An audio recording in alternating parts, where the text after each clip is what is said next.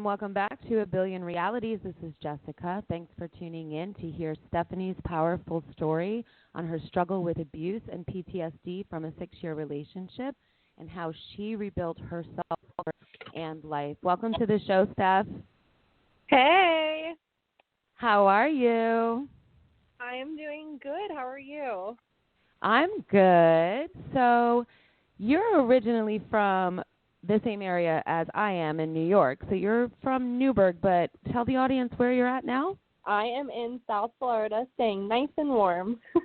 Amazing. Lucky you. I see that you're like fishing every day and outside, in the sunshine, nice weather. So lucky you. Just trying to make the most of this whole situation with the virus. So just trying to live my most normal life as best as possible. I definitely understand. So how long have you been in Florida? I've been in Florida for 11 years now.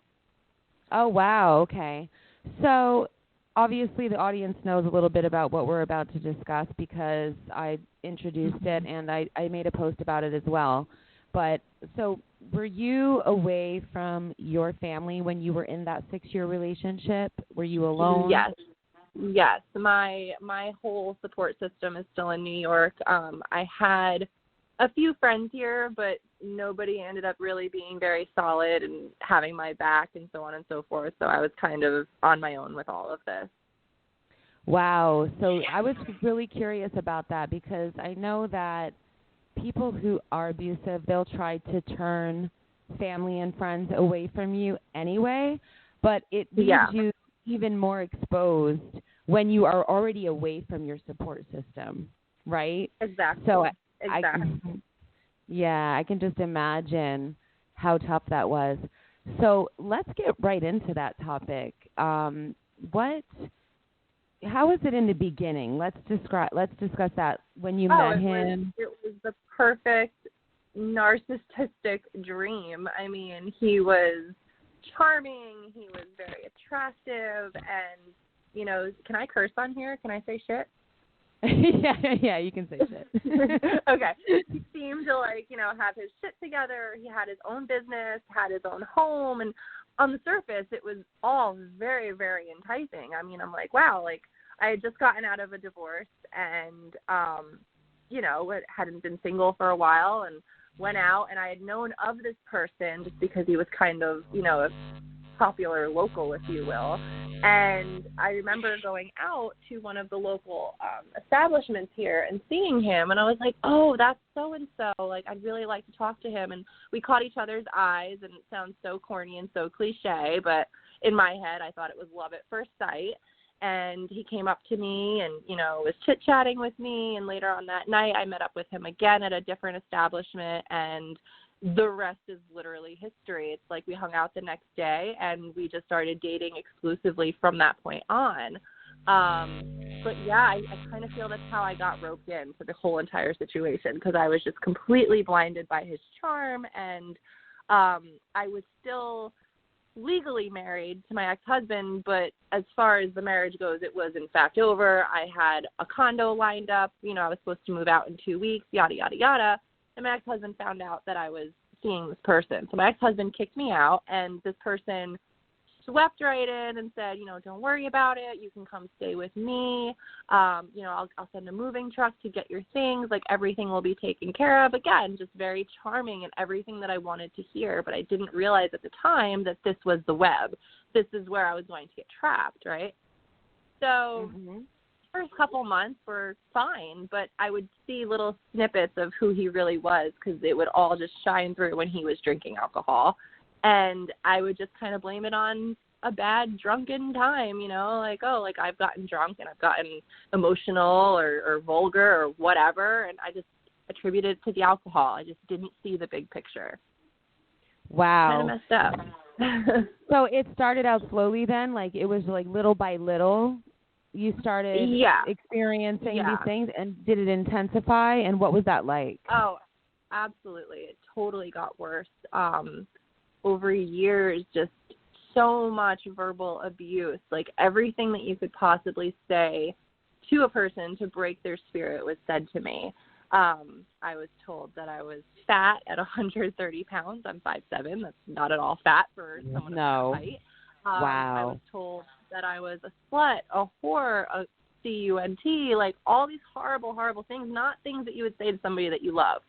And it was devastating because I loved this person, and I said, why am I not good enough, basically? I started to feel like it was me.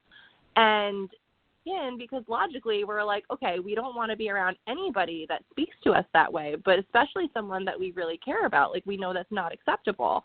But the next day when he was sober, it would be a totally different story. And, I'm so sorry, and I have to get my shit together, and I can't be like this. So it was just back and forth, cat and mouse. And I kept thinking, like, okay, maybe this time will be different every single time. And nothing was changing. And was he ever like that when he wasn't drunk? Did he ever verbally assault you sober? Not nearly as bad, but it was still present. I think he had like more of a conscience, so it didn't lash out as much, but it was still present. Right. Absolutely. Yeah, that was his personality probably anyway, or that was in him, but he was better able to control that, obviously not under the influence of something, of any type of substance, right? But right. So where was it at its worst point? What was happening at the worst point of the abuse? Was it just verbal? No, it did escalate to physical. And I don't say maybe a few times. Sorry, I just want to say something. No, I don't say just verbal, like that's not just as bad, because sometimes the verbal and emotional can be worse. It was honestly. Yeah. And I know that sounds crazy to a lot of people, but I would have rather had the shit kicked out of me 10 times more than to endure the verbal abuse, because that stays with you. That damages your psyche. That stays in your mind. You hear it over and over and over. And maybe that's the PTSD, but, you get a paper cut that goes away. You get a bruise, it goes away. But things like that stay with you. And they're far more damaging to your whole well-being. Yeah, I think it's, I can't really say one is worse than the other. I think that they're fairly equal, because the PTSD that comes with physical abuse is also brutal. I mean, you know what I mean? So, but for the sure. emotional, Not to downplay, no, but the emotional is absolutely, you're correct. Like it stays with you. The verbal stuff and all of that tearing down of a person, like it really, it's hard to move past it. Like you really have to be around healthful, supportive people after that. And that's in order. So hard, because like I said, my whole family, all my close friends, they were in New York. And any friends that I met through him, supported him. And some of them saw what was really going on, but they were all kind of still in that, like, drunken lifestyle of, like, they reminded me of, like, Peter Pan people. Like, we're in our 40s and nobody's acting like they're in their 40s. They're just at the same bar every day getting drunk. So it was hard for people to sympathize for my situation, because they themselves were supporting very similar behavior. Right. So okay, so we were let's back up a little, because I cut you off, and I'm sorry about that, but I just wanted to clarify the verbal versus the physical. It's just both just as damaging. But so at what point did it escalate into something more severe? I mean, there was just so many instances. Like, he would just literally get me out of my mind. Like, he would tell me things and I almost started believing them. And I would just get so upset to where I couldn't even think straight. I felt like a complete psychopath, because I was just screaming and crying, but just feeling so desperate. I wanted comfort from him because I loved him, but he was the person who was making me miserable. And, like, he would just say the most heinous things, like, you deserve to cry, or you deserve this, or you did this to yourself, or you're making yourself cry, you're hurting yourself. There's no sense of accountability. And that just started to mentally wear on me. It was just crazy. Wow. At what point did you feel yourself like, I'm breaking down because of this relationship and because of this abuse? And significantly towards the end, I started having, like, I call them mini breaking points, because they were pushing me in the direction that I needed to go in to get out, but it wasn't enough. Like, it was just kind of like the shoe in the door type of thing. And I'm like, all right, like, I'm almost there. But, like, then something would happen that would, like, drag me back. But significant things, like, the last year, we broke up in 2018, and it was our anniversary weekend. And we had plans to go out of town. And I got out of work, and he was supposed to, like, you know, have everything ready. Like, we were going to leave as soon as I got out of work. And I get out of work, and he's at the bar. And so I call him, and I'm like, hey, we have plans. Like, what are you doing? And he starts, you know, and of course I'm pissed off because we had an obligation. Like, we had plans. And he didn't like my attitude. And he said, I was going to bring you, we were going to go, like, somewhere on the other side of Florida. He's like, I was going to bring you there, but now I'm not going to bring you there tonight. Like, he was punishing me. So any other time previously, I would have just gone home and cried and dealt with it. And at that point, I said, okay, F you. And I got my dogs in the car, and I packed my shit, and I went to where we had plans to go. I was like, no, I'm not going to do this. Like, I'm going to go enjoy myself. And I got to where I was safely, and I turned my phone off for the night, which is something I never really would have done. And that's how I knew I was kind of like growing balls, per se. Because I was like, I've had enough. Like, I need to start living. So that was one instance where I just started to kind of stray away. But even the next day, he called me and, you know, was apologetic and came and met me at the place that we were at. But it was just, I don't know. In hindsight, like, I really questioned the genuinity of the whole situation. Wow. On his end, especially. Right. So all these claims and all these times that he promised to change and that things were going to get better, they actually just got worse, right? Absolutely. Absolutely. If they got better, it was for literally 3 days. I remember him getting blackout drunk one night and coming home at like 3 or 4 o'clock in the morning, and he had gotten into a bar fight, and the next day you can tell his brain is just fried because he was doing cocaine also. So his brain, like, the next day he was just like a totally different person, like trying to come back to life, if you will. And he said, you know, I want help. I said, well, let's go right now. Let's go to an AA meeting. We went to the AA meeting, and he cried, and he said, you know, I really think this is what I need. And 2 days later, he's drinking a beer. What are you doing? He's like, well, it's just beer. It's not liquor. I said, that's not the point. I said, you're not addressing this problem. So it would temporarily get better, but then it would just nosedive and be so much worse. It didn't help the situation that his parents completely enabled him. He was an only child. His mother completely coddled him, was in total denial of all of his behavior, supported all of his behavior. And that was another indication to me that nothing was ever going to change because nobody was making him have accountability.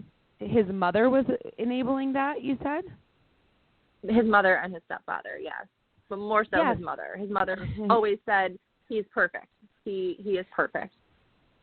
That's one of the biggest problems with narcissistic men is that their mothers are so enabling of their behaviors and refuse to ever see the types of things that they're doing, or, you know what I mean, like any of their behaviors. I found that can be a common thread with not all of them, but some of them, right? Absolutely. Yeah, and that's probably already a codependent relationship between a mother and a son anyway, where they both, do damage to each other, but they're so dependent on each other. So it's just one of those types of dynamics. So at what point? Like, subconsciously reminded me of like Norma and Norman Bates. Really, it was just a little out there. Wow. So at what point did the abuse become? Actually, let's talk about the physical abuse. How did it start, and what did it progress to? It happened, fortunately, just a handful of times, and that did happen when he was blackout drunk. Not to excuse any of it, but that's you're just really what happened. But he would be so effed up on substances. I remember looking in his eyes one night, and he had no sclera. Like, there was no white to his eyes. It was just black. And I was like, this is so terrifying. And I remember I was standing in front of him, and the bed was right behind me. So, like, imagine, like, you're standing next to your bed with the backs of your knees on your bed. You feel me? Like, you're kind of leaning into your bed. And he pushed me back into the bed, and I, went onto I didn't get hurt per se. And I went to stand up, and he grabbed me by my throat and threw me into the bed again, and repeated that, like, probably 4 or 5 times. Grabbed me by my arms. I woke up the next day. I was covered in bruises. And I just kept saying to him, why are you doing this? Why are you doing this to me? I love you. Why are you hurting me? And he had no answer. He kept telling me, I didn't hurt you. You hurt yourself. And that's just, like, what they always say.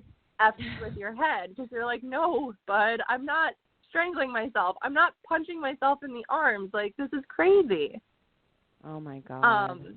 And just the like I said, like, the verbal was just so much far worse, and he had me genuinely scared. I mean, one night he told me, he came home towards the end of the relationship where I set up the guest room to be my room, and I'm like, this is just not right. Like, I'm living with my boyfriend and I'm sleeping in the guest room. But I was doing so because I had to get up and go to work every day. Like, I had a schedule. He had his own business that his parents enabled financially, so he got to wake up at 10, 11 o'clock and live like a 19-year-old at 30-something years old, and I didn't have that luxury. I had to go to work at 8 o'clock every morning, and he would come home 3, 4 o'clock in the morning drunk.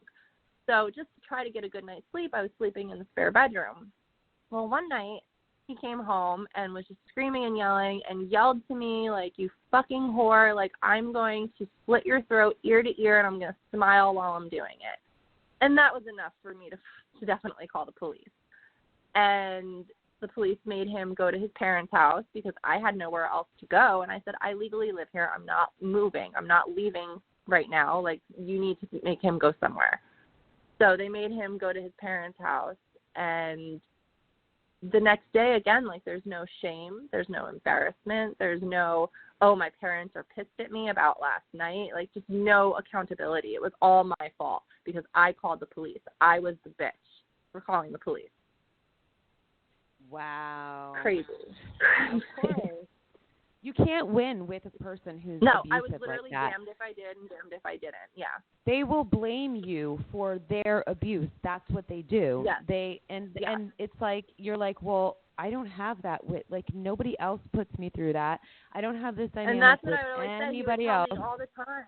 Yeah, all the time. He'd be like, nobody likes you. You're a whore. You're this. You're that. You're stupid. You're crazy. And I'm like, well, you're the only person in my life telling me this. Nobody else is telling me this. So what's true?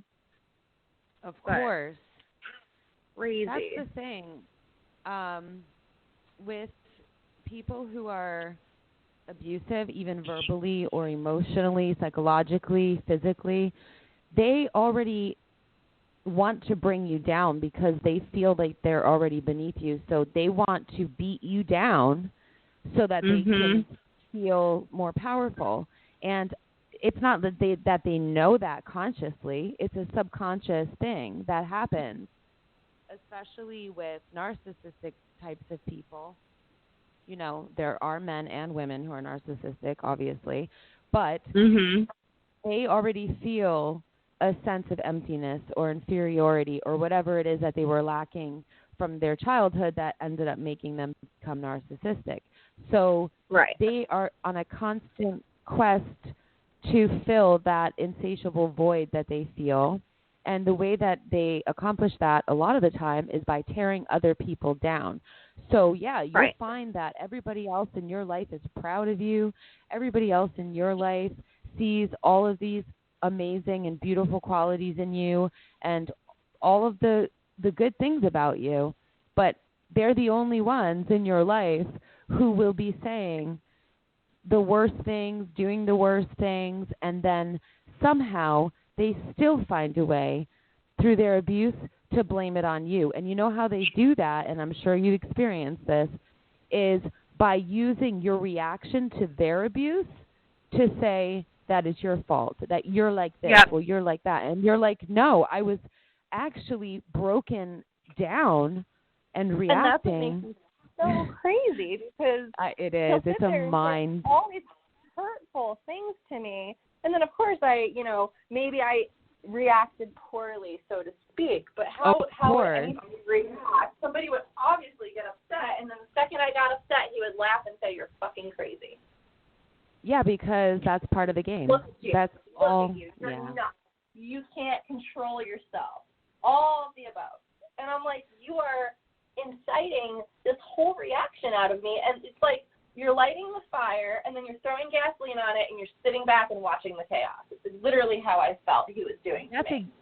That's exactly what they do. That is exactly what they do. It's such a feeling of turmoil. The bottom line is because they don't love themselves. And like you were saying, there's something from the past that they're continuously trying to match or fulfill. And in this person's case, it was a relationship with his biological father. His biological father skipped out when he was younger, and, his mother ended up marrying a very affluent man who loved him very, very much, to the point where he legally adopted him and gave him a beautiful life financially. Like, he never had to worry about anything. But that was never enough because he didn't have that relationship that he so longed for with his biological dad. And I encouraged him. I said, try to have the relationship. And if it doesn't work out, then you have to move on from this and live your life the way you're supposed to rather than dwelling on this. And I made no headway. No headway. They won't even recognize when you've literally dropped your life to help them with everything and been there for them in every way, because nothing will ever be enough.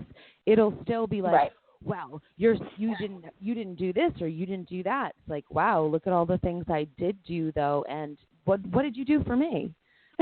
Like you're trying to help him with his relationship with his family member, and he still was abusive to you, even though you were trying to help him with all of these things in his life. Oh, absolutely. It's just sick. Absolutely. Can't win.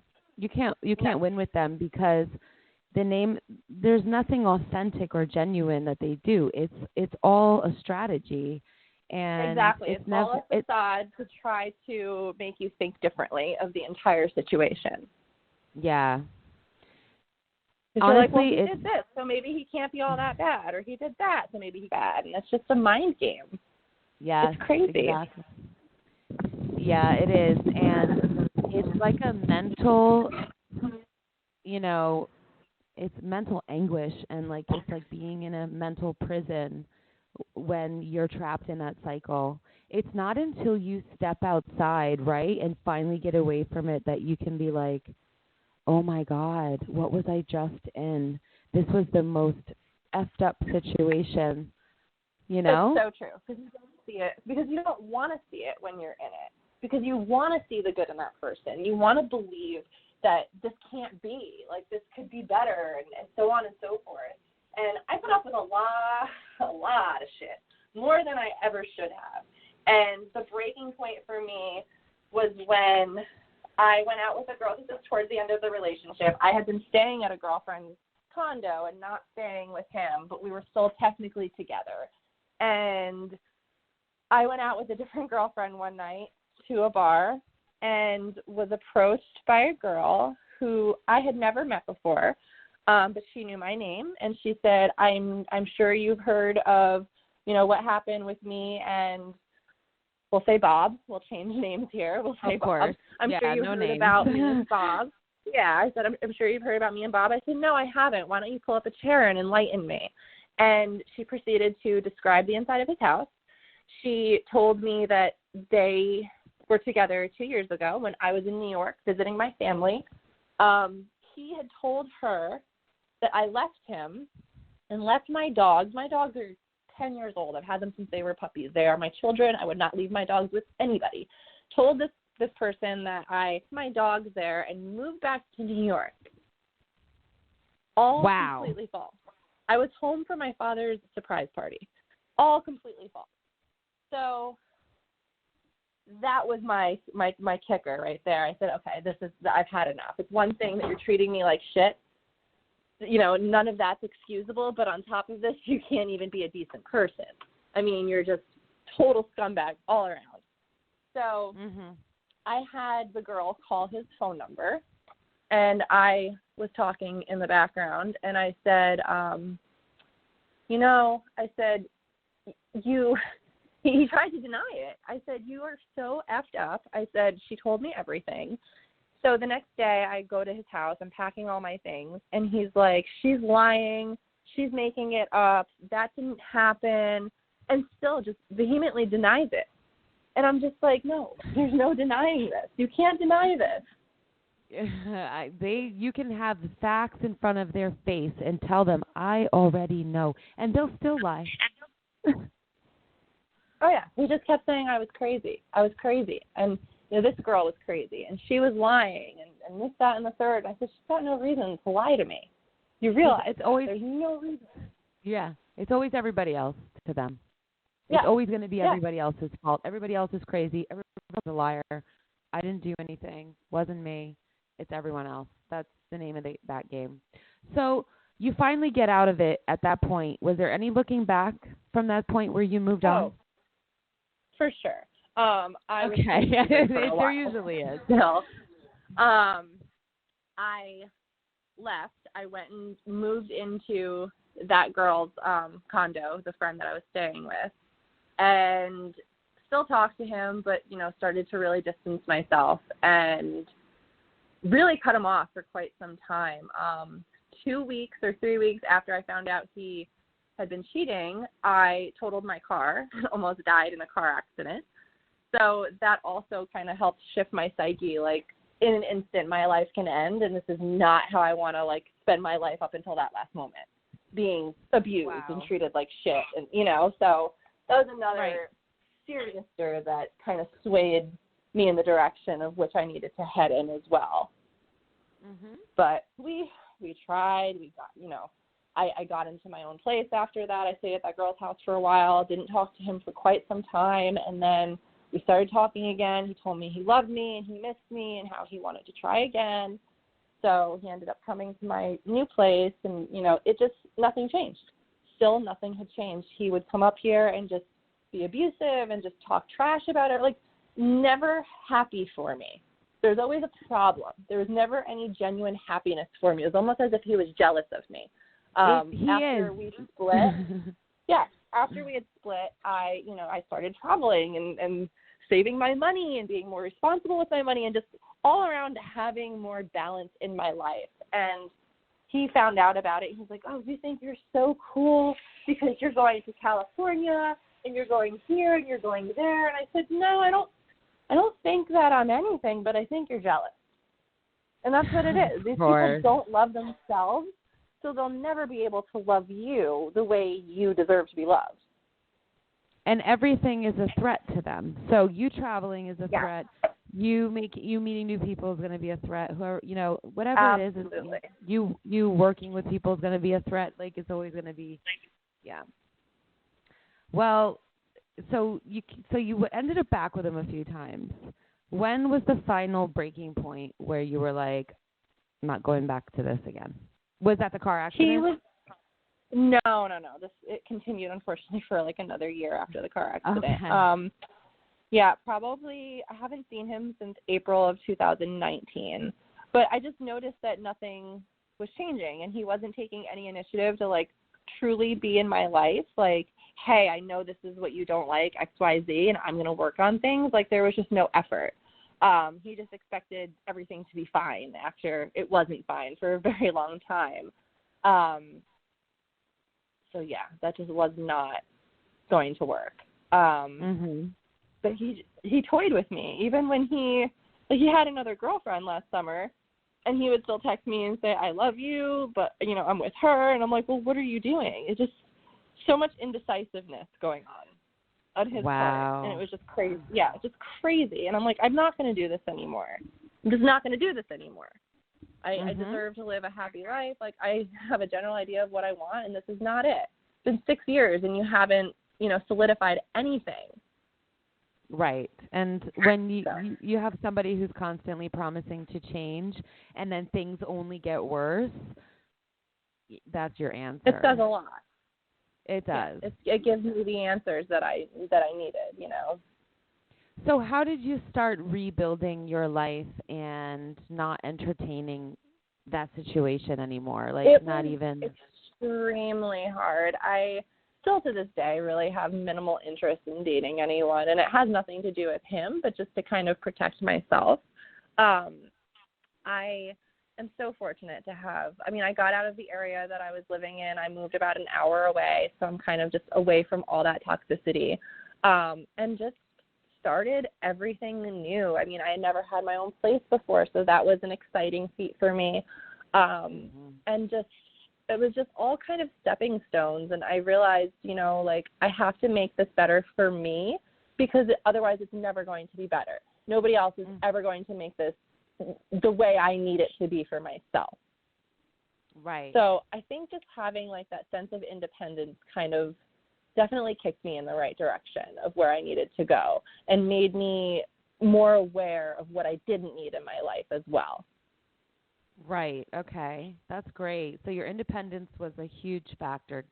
Gaining your independence and having your own place, having your own rules. So what else did you do? And that was just so significant for me, because for such a long time, all of that was held over my head. Like, if it wasn't for me, you wouldn't have a place to live. Or if it wasn't for me, you wouldn't have this or that.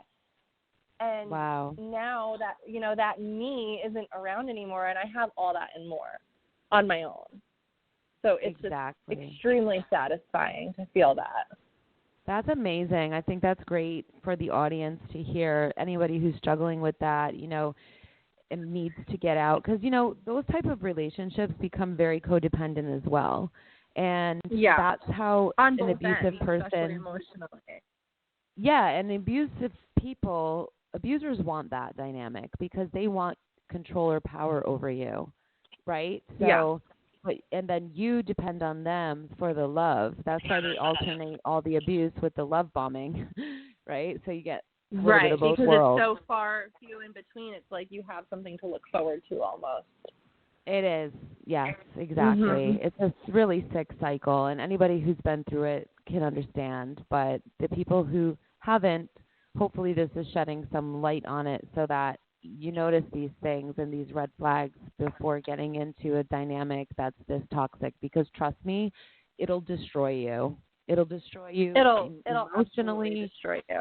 Yeah, emotionally. And it certainly made an impact mentally. on me, permanently. To this day, I don't trust anyone. And if I do get close to anybody, I am typically the one who backs out, because I'm just like, okay, once things start to get a little too close, I'm like, well, can I even trust this person? What if this person turns on me? What if this person ruins my life? What if this person hurts me? And for me, it's like my toxic trait. For me, it's just easier to back away and completely nullify the whole entire relationship or situation or whatever it is I might be in, to protect myself from anything like that ever happening again. So I could be ultimately screwing myself in the long run by overprotecting myself, but I'm not ready to let that guard down yet. So you're probably still just working through it. And if you said you had PTSD too, that takes time, and it takes effort and therapy and meditation and whatever it is that, whatever works for you, it takes time. So what did you do to get through that, by the way? Was it like self-help, or did you actually go? I don't have health insurance. I desperately wanted therapy but could not afford it, and it was all self-help and just talking to myself a lot and crying a lot and just a lot of awareness. Okay, this sucks right now, but this is going to be okay. Literally just talking to myself, like a crazy person. But that's the only. I really don't know how I even got through it, honestly. But it was that's hard. not crazy. That's like affirmations in a way. You know what I mean? Like building yourself back up. That's a much better term. Yeah, that's a much better term. Look, here's the thing. We all talk to ourselves. So it's a matter of is it negative self-talk or positive self-talk, right? Exactly. So, and the thing is, when you're and when you're stuck in an abusive cycle with a person who's especially emotionally, verbally, psychologically abusive, they will twist things around to make you sound like the worst person on the planet. And it's usually because they're projecting everything that they're doing or have done in their lives onto you. And right. it's so damaging. So it's so important to have positive self-talk after you finally break out of that cycle, because it's impossible to have positive self-talk when you're in that cycle. You're, right. you know, when you're in the abusive cycle, your head is just so overwhelmed and so clouded and crowded and, you know, toxic. Overwhelmed is absolutely the spot-on term to describe it. Just Exactly. overwhelmed in your own thoughts. Yeah. So what other types of things did you do just to keep yourself balanced, to keep yourself healthy? Because, you know, part of my ambition with this show is for the people who don't have health care or easily accessible, you know, therapists or whatnot. So I really want people to know the things that have helped my guests to get through really serious situations. I just started getting back to me, like literally. I mean, for so long, anything that I enjoyed doing was knocked down. Like, I ride horses, and I got told that was stupid, and I've always ridden horses. It's one of my passions. It makes me feel good. And I didn't ride horses for a long time because of him. And I didn't hang out with my friends a lot, because if I hung out with my friends, then I was a cheating slut, which was far from the case. But again, there's that projection from that other person who's doing you wrong.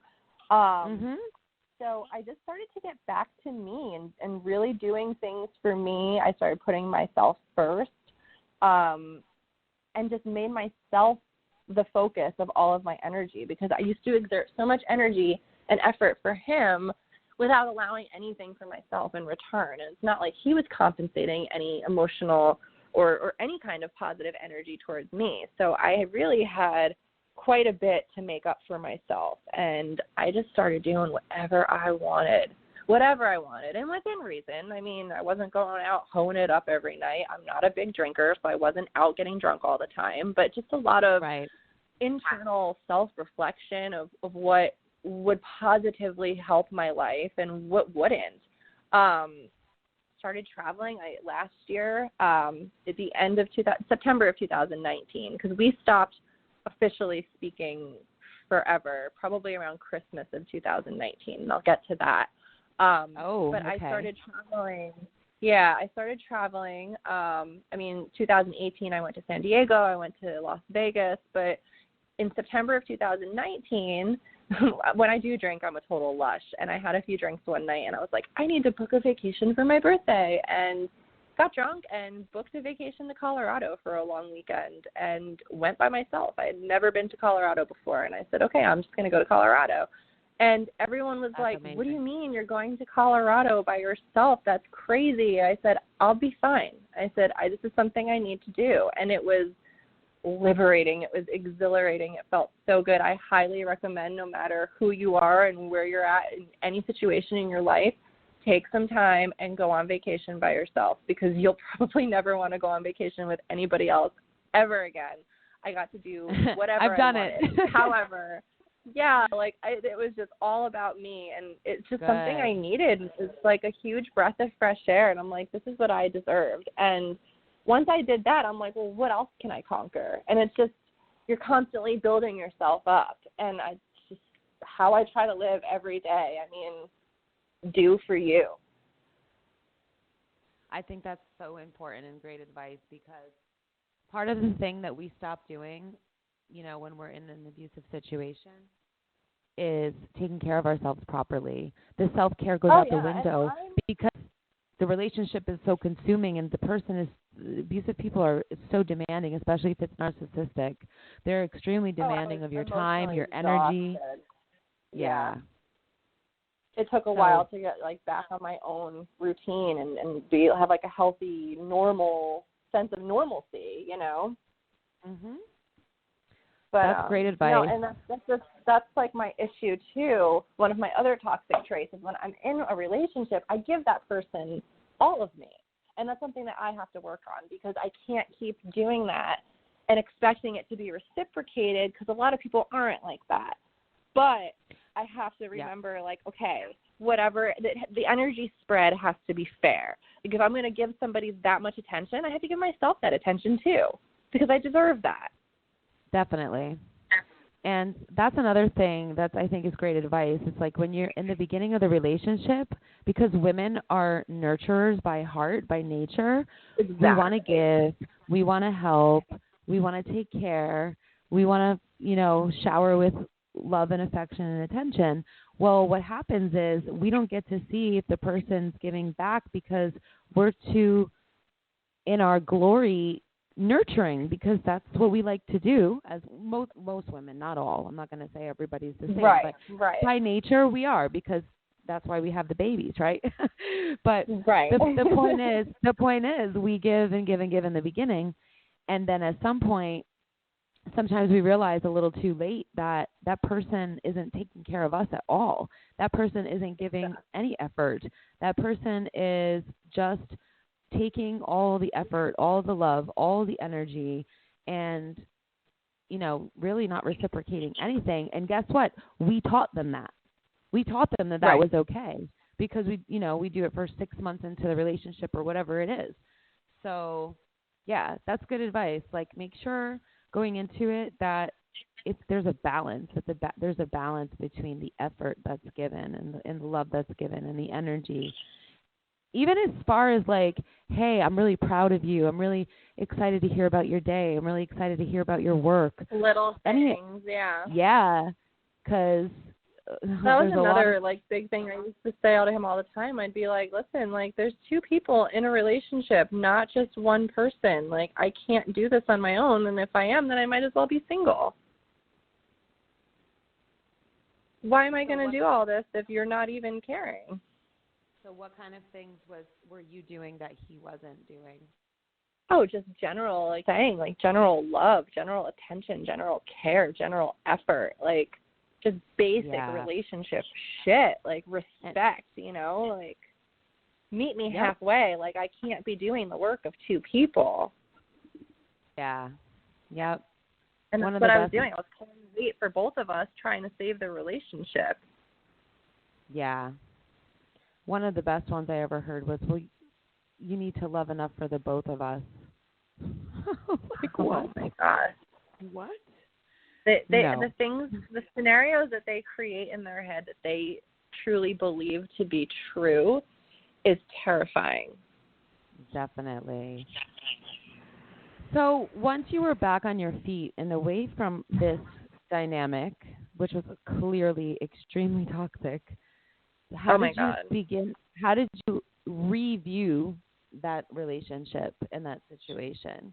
I literally had to step out of the box. It's so true when people say you don't see it when you're in it and you have to remove yourself from it. And I stepped out of the box and really saw it for what it was. And I was like, we are two totally incompatible people. I'm not perfect by any means, but I have a good structure. I have a good foundation, and his just wasn't there. He was always clinging to past things that had hurt him rather than just kind of forgiving them and letting them go and learning from them. And we just weren't on anywhere near of similar pages in life. I don't need a rich man. And he had money, he had access to a lot of money, but I need somebody who has goals. I need somebody who has initiative. I want to know what your 5-year plan is from now. And there was just nothing there. There was just a blank space. So that was another big red flag for me. But just how he carried himself. And once I, not to sound conceited or boast, but that's when I kind of started to realize, okay, this really isn't me. I'm not perfect, but this shit's not me. And it's just, I don't know, it was just very eye-opening. It's very, very eye-opening. We still continued to speak probably until a few days before Christmas, and I was, still just same thing, just begging him, why can't you just love me? Why can't you just be a decent person to me? And he finally said to me, I don't love you. I'm not interested in you anymore. And he hung up on me, and I just left it alone. And any other time I would have kept fighting and begging and crying, and I was like, you know what? That's, he said some hurtful things to me, but that was probably one of the most, if anybody says that to you, that's hurtful. I'm just not interested in you. If a friend said that to me, I would be hurt, Definitely. And I decided that that was the last opportunity that he would ever have to tell me that he's not interested in me. I wasn't going to give him that opportunity ever again. Because it was a privilege for him to even speak to me, let alone say that to me. And I'm just like, you know what? I don't need to mess with anybody who's not interested in me because I'm a very interesting person. You know, like if you don't see that, if you don't realize that or appreciate that, then just keep it moving. Definitely. And not only that, you know, he would say things like that to you and then try to come back around. So, right. Yeah. Good for you. Well, lo and behold, I mean, this was December, and he started a new relationship in October. Wow. So, yeah. It's a little repetitive. But.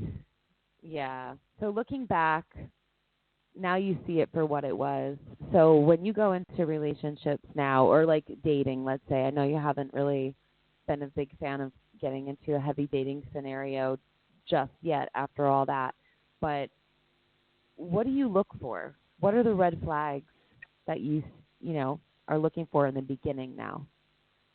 I mean, obviously, like, sense of self-worth. They have to be happy with themselves to some degree and, like, truly be happy with themselves, not just a facade that I'm going to fall for the first 3 to 6 months. I don't care if, you know, I've loved rich men, I've loved poor men, and that's not what we're after, you know. But you don't have to have a lot of money, but just have some kind of initiative. Like, you know, even if you just lost your job with everything going on, like, I expect you to kind of be panicking and wondering what your next step is going to be, and like what your next hustle is going to be, and like how you're going to make it, and what you're going to better yourself for, and how you're going to better yourself. Like, you always have to have some kind of underlying goal. Right. Always. It's just so important.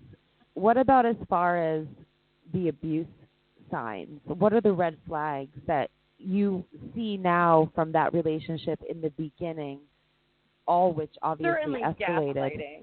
Gaslighting. Certainly, I definitely pick up on gaslighting. You know, like, I recently was dating someone who, you know, just kind of ceased communication abruptly, and I called them out on it. I said, you know, you were very communicative with me, and all of a sudden it just fell off. Well, what's going on? And that person flipped out on me and tried to make it my fault and told me that I was crazy and told me that I was demanding and told me that I was a brat. And I just completely swerved around all of it because I'm like, no, you did X, Y, Z. You're not taking accountability, and now you're trying to manipulate the situation into being my fault when it's far from the case. So that's I definitely I keep an eye out for gaslighting. I keep an eye out for, you know, sense of accountability and responsibility, and just own your shit. I mean, be an adult, be upfront with me, be honest with me, like, because I'm going to call you out on it. And if your answer, then I'm really going to call you out on it. Like, just be upfront. That's one of the craziest things that can happen is, like, when you call them out on something that you want them to hold themselves accountable for, and they refuse to, or they avoid it. Instead, they'll blame you. They'll deny reality. It's a sick game. It's really. Yeah. No, my ex always used to say, like, you know, well, because I'd be like, you were mean to me and you said this to me. Well, you made me say those things. You upset me. You pissed me off, and you made me say those things. You made me call you those names. I don't want to call you names, but you made me do it. No, I don't control your voice box. That's right. Well, I'm glad that you're out of that, and, you know, you got through the major part of the PTSD. Do you still feel like you have a certain level of PTSD after all of that, and what is it like now?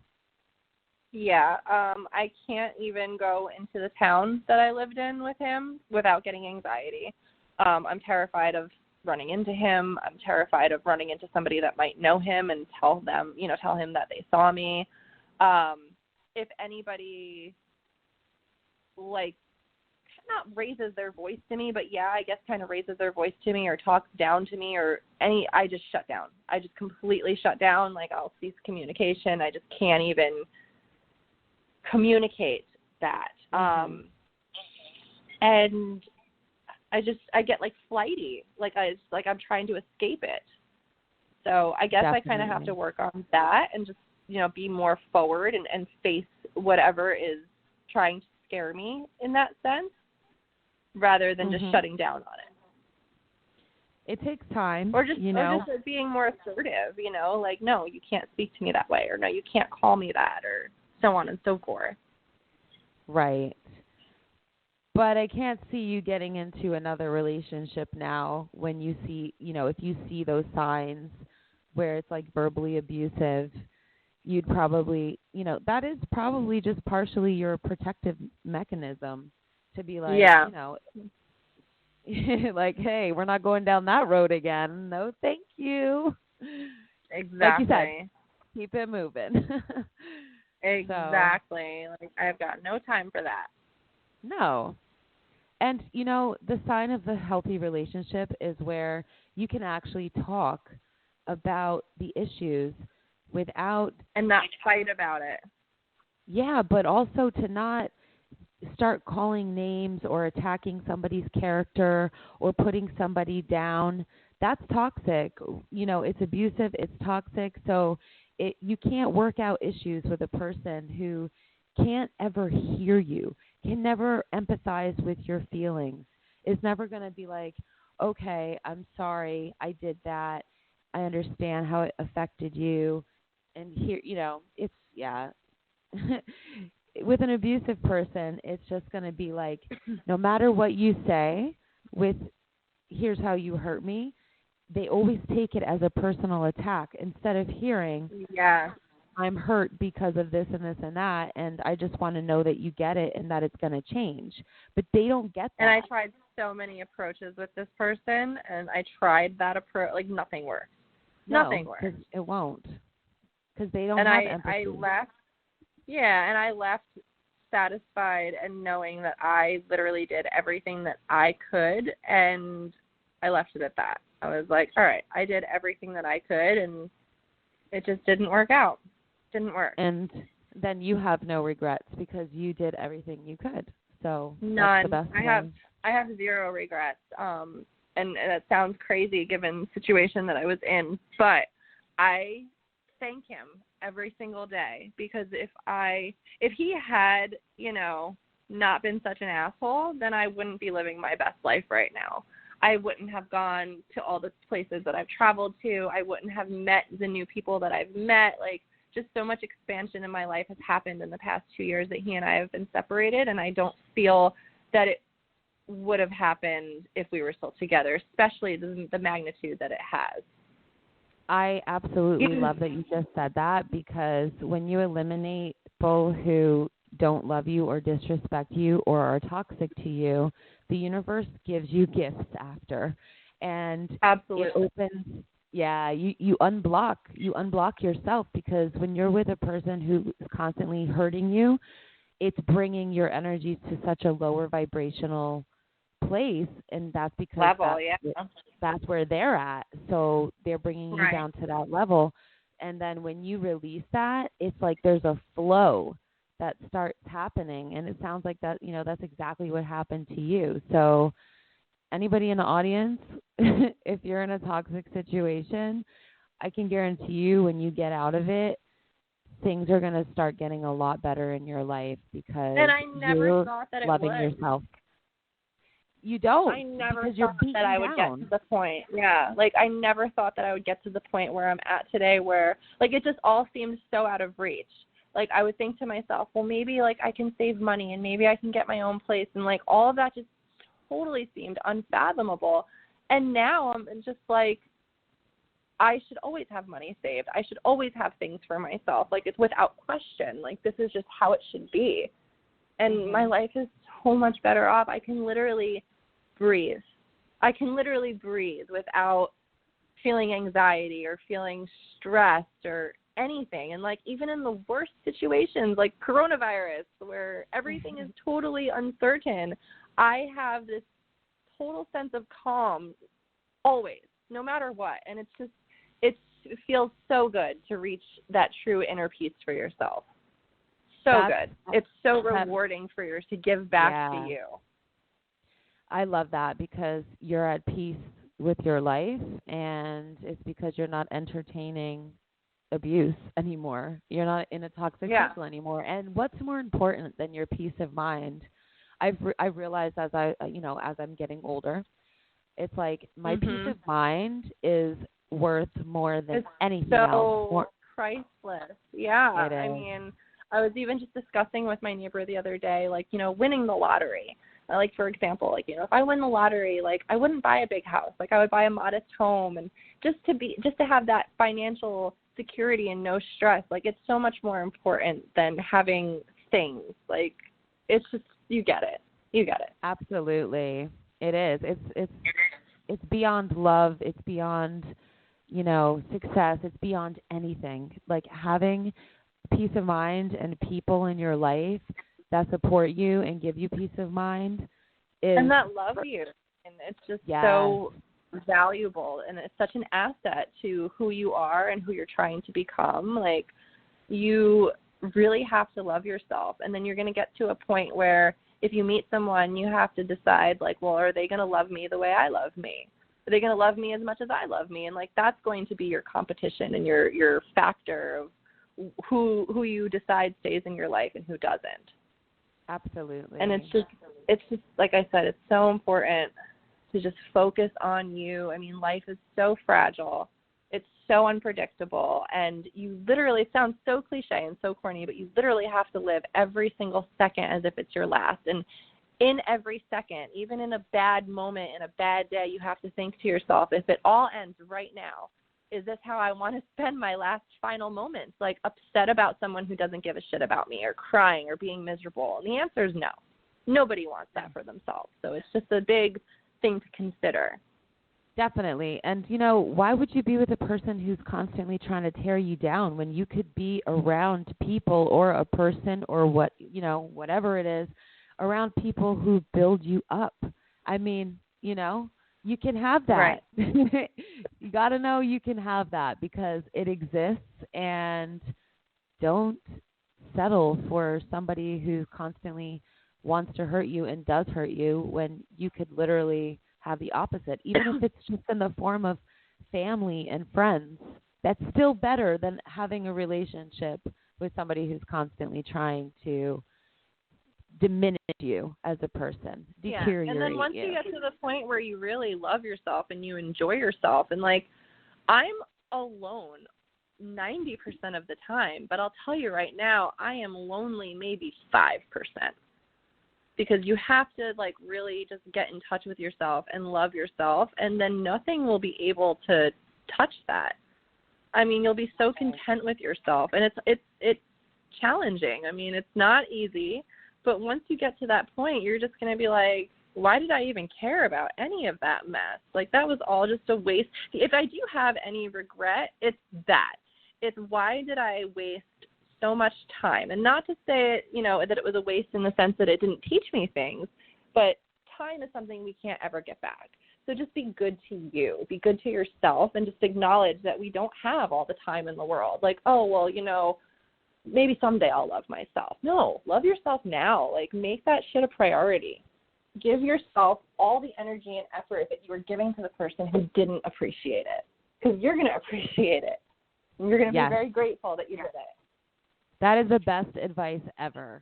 Thank you so much for sharing your story and for all of your insightful advice. Thank you so much for having me. This is really nice. I'd really, this is really good. I think this is beneficial to me, too, because it's always good to talk about it and just, yes, kind of remind yourself how far you even come. You know what? You've come a really long way, and now you're independent. You have your peace of mind. You have everything you need. You are everything you need. And it's all mine, and nobody can take it away. Yes, exactly. Well, I know that you have to run, so I don't want to keep you too much longer, but I just want to say a big thank you. You're welcome to come back on the show anytime. And I would love to. Excellent. Okay, Stephanie, we will talk soon. All right, Jess, have a great Take care. Bye, everybody. Thanks. Love yourselves. Oh, amazing. Thank you. Bye. Bye.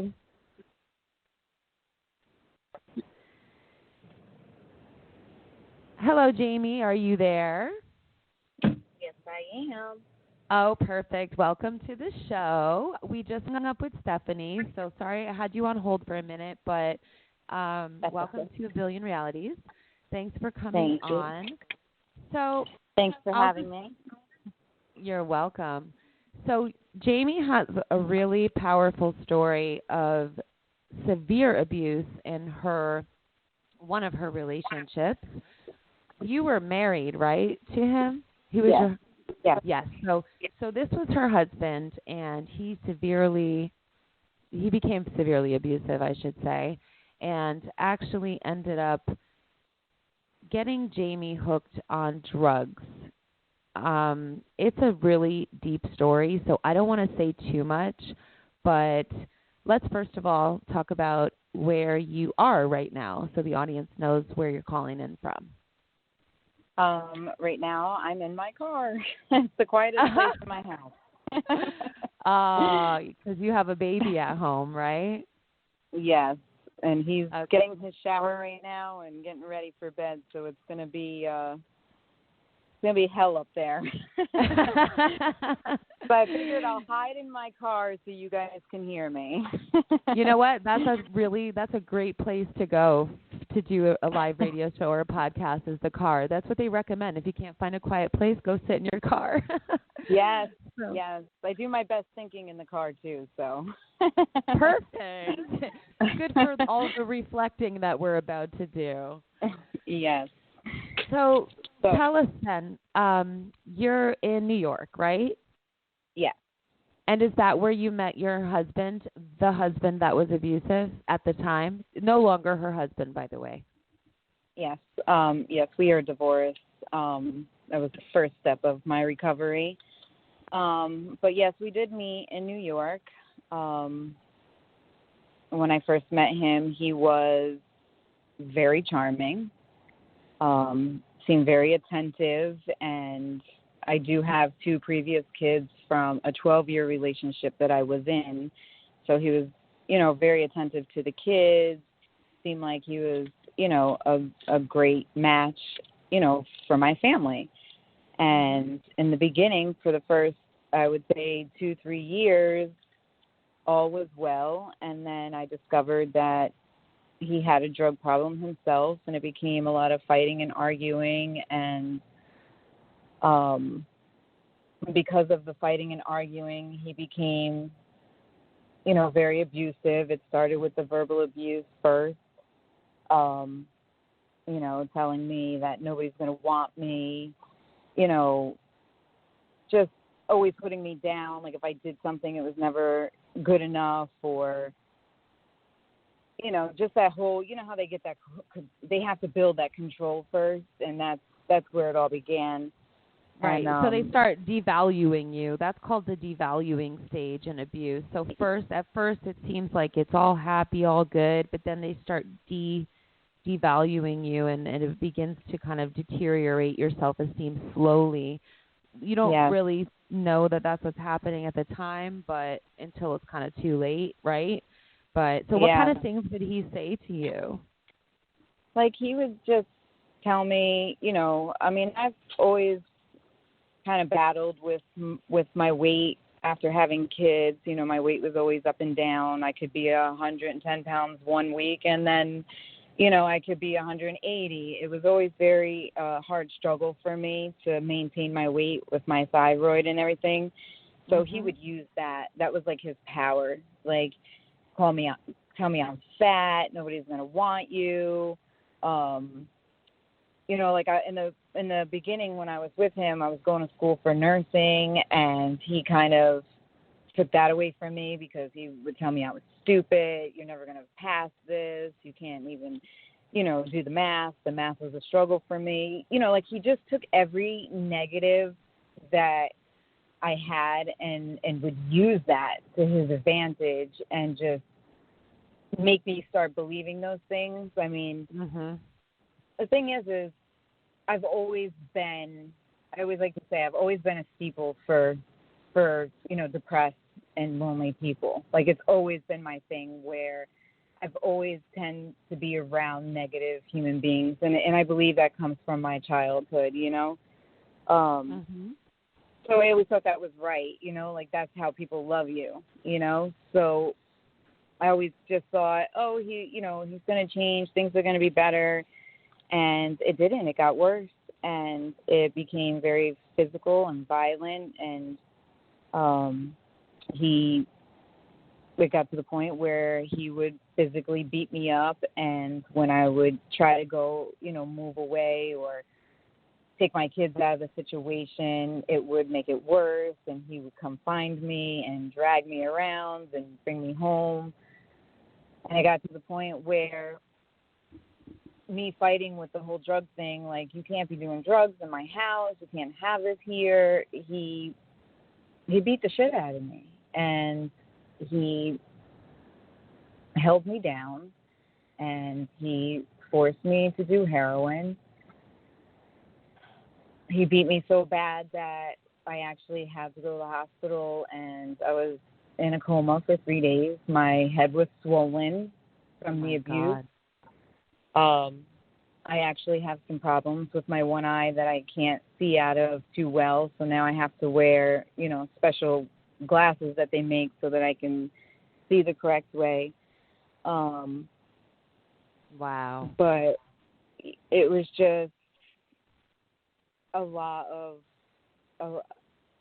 physical abuse. My poor children had to witness a lot of it, you know, because they were in my custody, they were my kids, and I wanted to run away. And the best thing that happened, well, at least I thought the best thing that happened, was he actually caught a charge, not only for the abuse that he had done to me, but he got some burglary charges on him, and he went away for a while, for 8 years, I believe it was, 8 or 9, 10 years.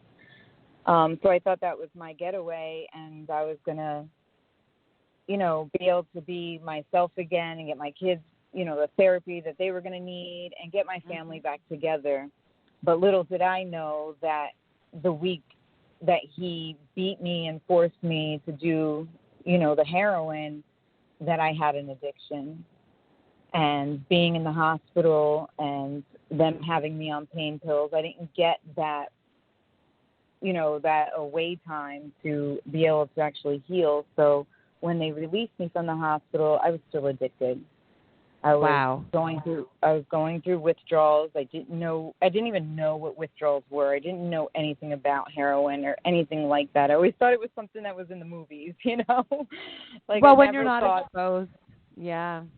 Yeah, like it was very hard. So I turned into an addict, you know, and I learned the ways, the means. I found people that I normally wouldn't hang out with to show me how to get the drugs, how to continue to shoot heroin, because that was the only way that I knew that it worked, you know.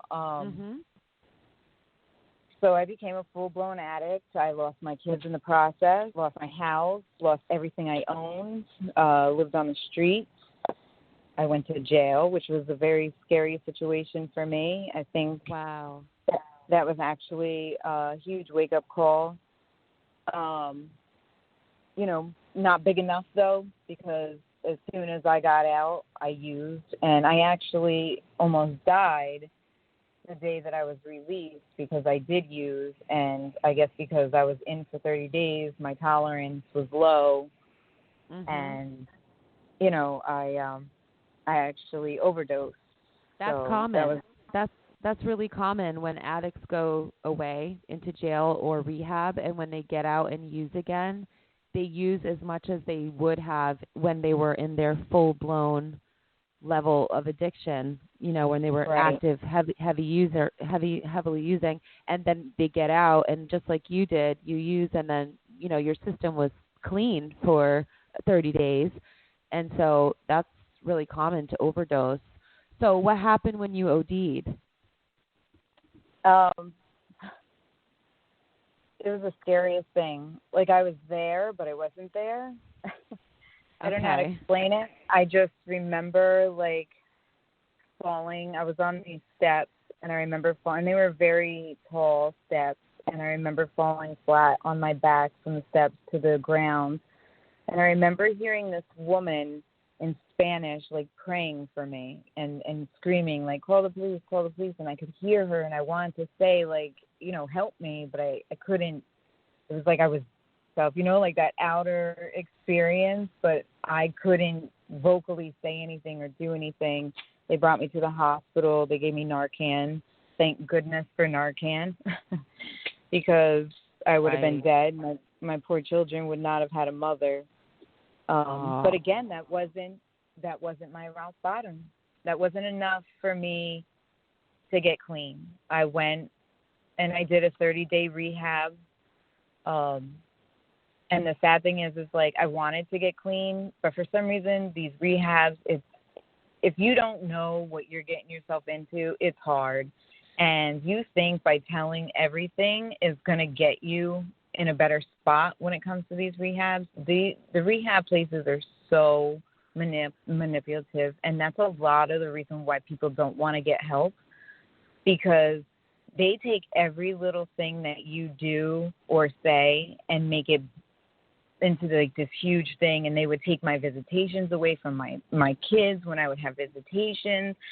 And I didn't think as a recovering addict that was something that you should be doing. Like, they just, I don't know. It was like, you know, I mean, I can say that maybe I played a part in it. Still to this day, I can't really put my finger on it. I actually had someone steal clothes from me when I was in this rehab at the time. And when I mentioned it, you know, that I knew that it was the girl that stole my clothes because she had my pants on, they kicked me out of rehab because she stole my clothes. Like, it was... Okay. I just want to interject because I feel like that's so crazy to me that they would use your kids as a punishment. That's so, and you know, that hurts the children. So that's so shocking for me to hear that. I can't believe that. Wow. Sorry. Yeah, they definitely did. They use it a lot as a punishment. And for someone who's going through, you know, what an addict is going through, we don't need to be punished. We need as much love and understanding as possible, but not fully enabling. You know what I'm saying? Like, never enable an addict. But punishing someone who is trying to get help and trying to do the right thing, and punishing with your children is just not the way it should go. And when they would do that, it would make me go back out on the street because I would feel more worthless than I did before I walked in that place. So it was, you know, a revolving door for a while. And I think I really hit my rock bottom when I actually was staying in a crack house, and it's a gross situation, but it's a true situation, and reality. I'll have to put it out there. I didn't get to the point where, you know, how some people, you know, some girls sell themselves and they do those things. I still had my morals intact, and I wasn't that kind of person yet. Though, you know, it's always a yet. Mm-hmm. Yeah. So I was staying in a crack house because I had nowhere to go. I was homeless because I got kicked out of rehab because some girl stole my clothes. And I woke up to some nasty-ass dude jerking off over me. And that was like the last straw. I lost it. I called my mother, and I was like, you got to come get me. And we all know as parents of addicts, they hear that so many times. And my mother was like, are you sure? And she heard it in my voice. I said, yes, like, come and get me, please. And from that day, which was November 26th of 2012. I'm sorry. I got to spend, you know, the day after Thanksgiving with my family, and the day after Thanksgiving, I went to rehab, which was in Samaritan Village, and I stayed there for 8 months. When it got to a point where I couldn't stay there anymore, you know, because the whole insurance thing, I went to Hope House, which was a godsend because I was able to have my daughter with me. We were able to connect again. I learned the spirituality where we went to a Buddha temple, and that's where I learned, that's where I was infatuated with meditation. Like, I seen these people, they were so calm. They were just lovely human beings, and I was like, I want to be like them, and that's where it all came into play. And I meditate every day. I use control breathing and meditation, to reach the full effect of enlightenment, because it just brightens my day every day. If I don't do my meditation, like if my day's busy because I have a baby in the house, it's truly, it can be a bad day for me. I'm very off. My thinking is, very sporadic, and sometimes I get a little on the angry side. But I recommend, the whole control breathing and meditation. Like, if you regularly practice control breathing and meditation together, it helps with so many things, not just with getting your thoughts in place, but it increases, your oxygen level with your lungs. It decreases, stress levels, balances your emotions, and also increases just your all-around energy. And when I meditate, it makes me feel like $1 million. Like, I just feel so much better. And, it helps me to not dwell on the past. Also, I was going to ask you that. Yeah. So let's go back a little bit. So when you started getting into the meditation, was it hard for you to quiet your mind after everything you had been through? Because I know that's a huge challenge for a lot of people. Yeah. It takes practice. It's not something that's going to happen overnight. You're not going to be a master of it, and I try to tell a lot of people, that do ask questions, it's not something that you can just pick up a book and you're going to get it. No, it comes with practice. It comes with learning how to feel your feelings. Because when you're there and you're meditating and your eyes are closed and you're deep in a thought, you're going to have thoughts. And I always tell myself to gather those thoughts, feel those thoughts, and then release those thoughts and move on. Because that's what meditation is for, is to really feel all that stuff. And to me, like, it just really balances out all the negatives. Like, you almost kind of, for myself, it almost kind of puts everything in a perspective. It's like, okay, that's why I went through this, It almost plays like a story when I'm meditating, So this is important, because I want to just say this. I love that you pointed out that, when you meditate, it's not just so you can feel happy. It's so you can feel your authentic feelings. So I feel like a lot of people are confused about that, who don't know about meditation and who are like just looking into it or just hearing about it and they haven't really done it. I think that's so important, because meditation allows you to feel the sadness, the anger, the anxiety, to let it bubble up to the surface and acknowledge it and understand why you have it, why you have those emotions, and to allow yourself to feel it for as long as you need, and then to release it. And that's the amazing part about that process. You're not denying any part of yourself. You're accepting all of your light, all of your dark, all of your, good and bad, positive and negative. So I love that you pointed that out. I just wanted to explain that a little, because our audience, people listening may be contemplating on whether or not to use meditation or hypnosis or other things that obviously my show does focus on. So, okay, so continue. I don't want to interrupt any longer. Well, no, I'm glad that you put it in perspective better way than I can. I'm not really great at, expressing. I feel a lot, but it's always been a big thing for me to express feelings. So I'm glad that, you can. Yeah, your story is actually what, describing everything. So, from time to time I'll break something down about, those type of things, but it's actually your story that's going to show people, My story is very, very long. I'm trying to give you guys the short story, because we would be here all day if I gave you the whole spiel of the long story. But it's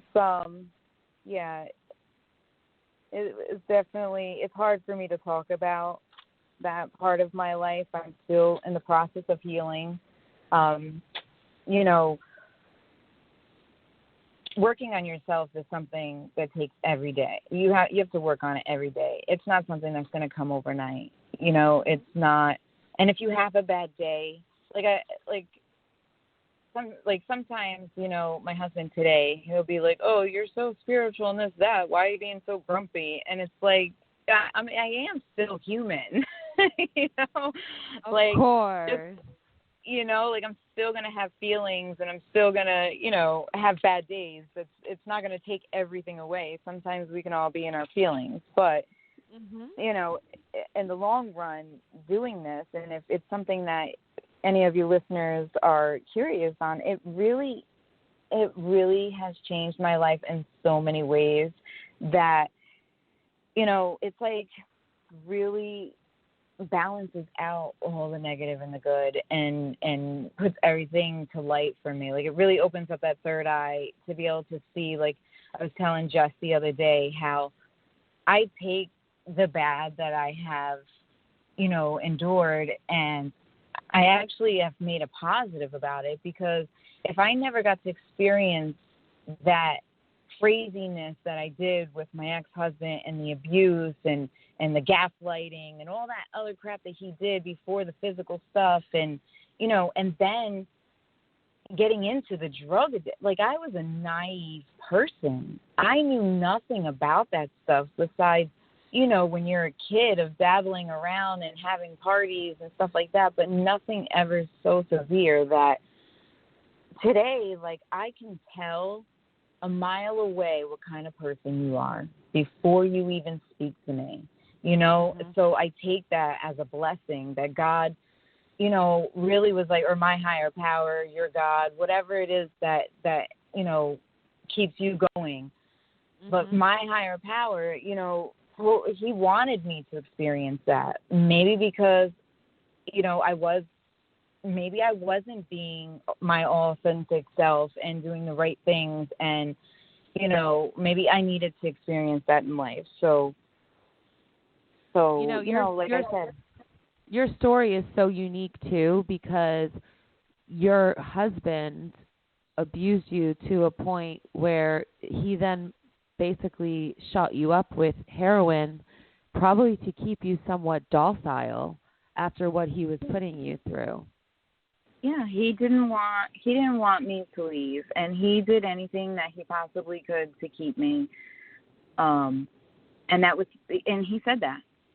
He said it. He said, if you're addicted to heroin, then you can't go nowhere, because where are you going to get it? You don't know nothing about this. Like, he would boast. He would, make it known, like, you're a piece of shit now, so nobody's going to want you. You're shooting heroin. You're dirty. You're nasty. It was very devastating. And I'll tell you, like, I've been through therapy.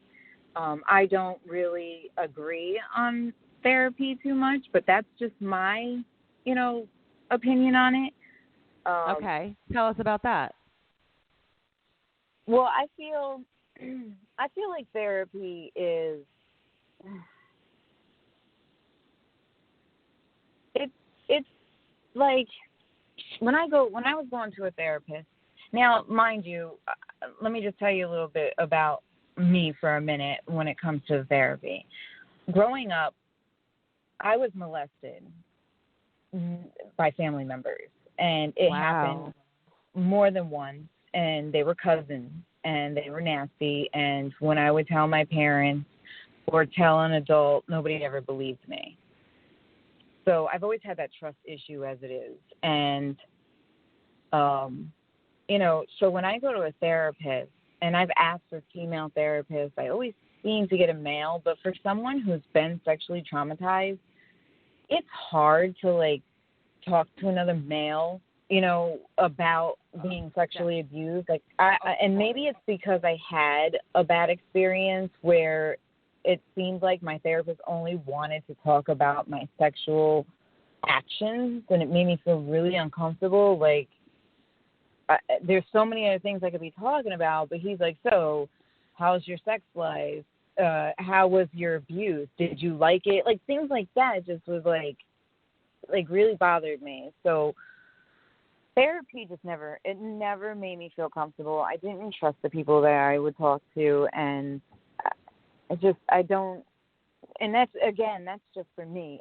I've heard that's excellent things, you know, with other people, and some people like swear by it, but the only thing I can say that has saved my life is meditation and controlled breathing. So I was going to say, you know, the path to recovery is different for everyone. So I actually like that you're saying this. Now, I'm not opposed to therapy. I'm not saying don't get therapy, because I think there are cases where it's absolutely necessary, but it's not for everyone as well, and it's your choice. But, you know, but you have to find something that does work for you, and you did that.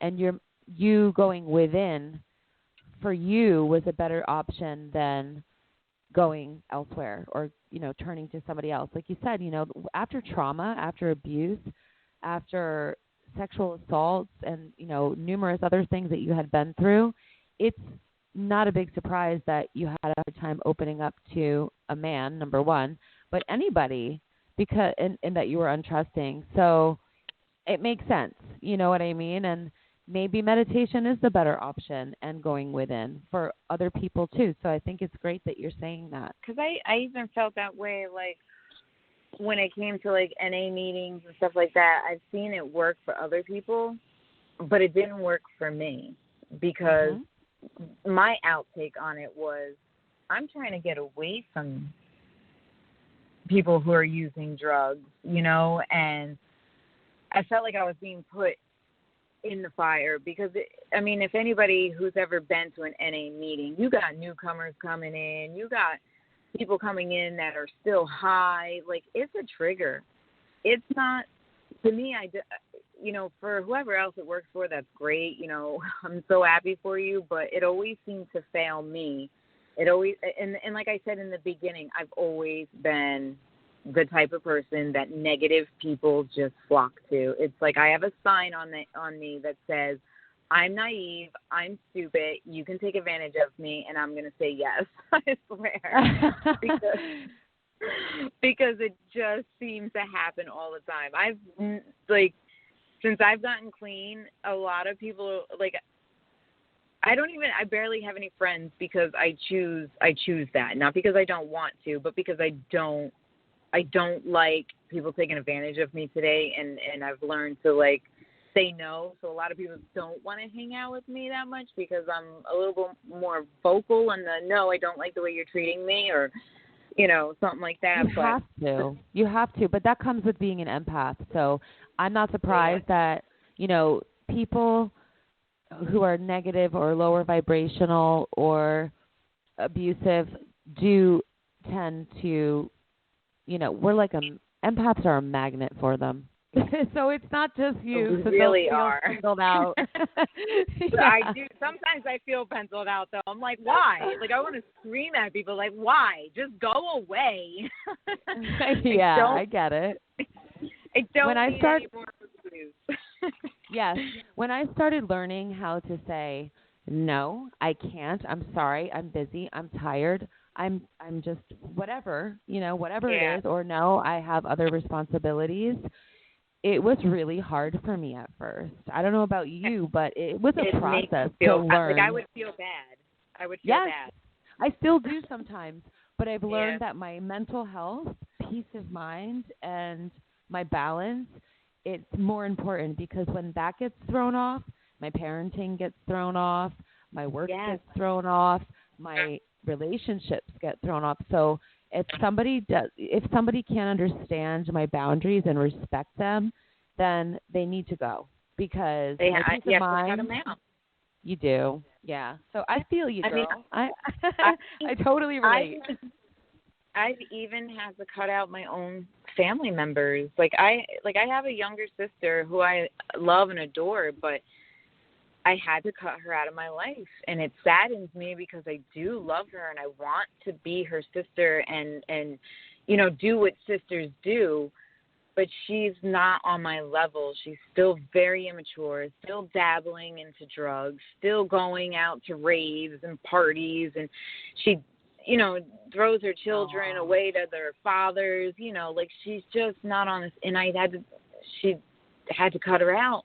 And it hurts me, and she doesn't understand that. And I'm like, I try to explain to her, like, it's just not healthy for me, No matter, we could be in a room for 5 seconds and we're fist fighting. It's like just not a good match. How does she handle you putting that boundary up with her? I mean, after you cut her off. She has made it seem as though that she cut me off. Does that make sense? Yeah, but let her think that. I'm so lucky in that way because my family, they're so supportive and respectful, and I have a great relationship with my sisters and my brother, my parents too. They're not those overly, they respect boundaries. They taught me that, So I'm blessed. I can't imagine having to do that with my sister, so I can just I could just imagine how hard that must have been for you. But at the same time, if it's costing you your peace, and also you can't be around drugs or after what you've gone through, and any of it. Does she understand that, or is it just beyond?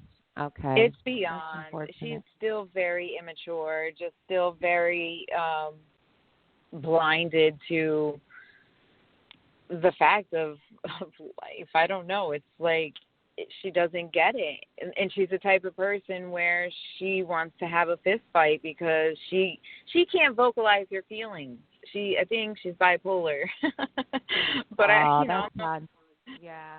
But it's like if we have, how you said that your family taught you the boundaries? I never had that. There was no boundaries in my house.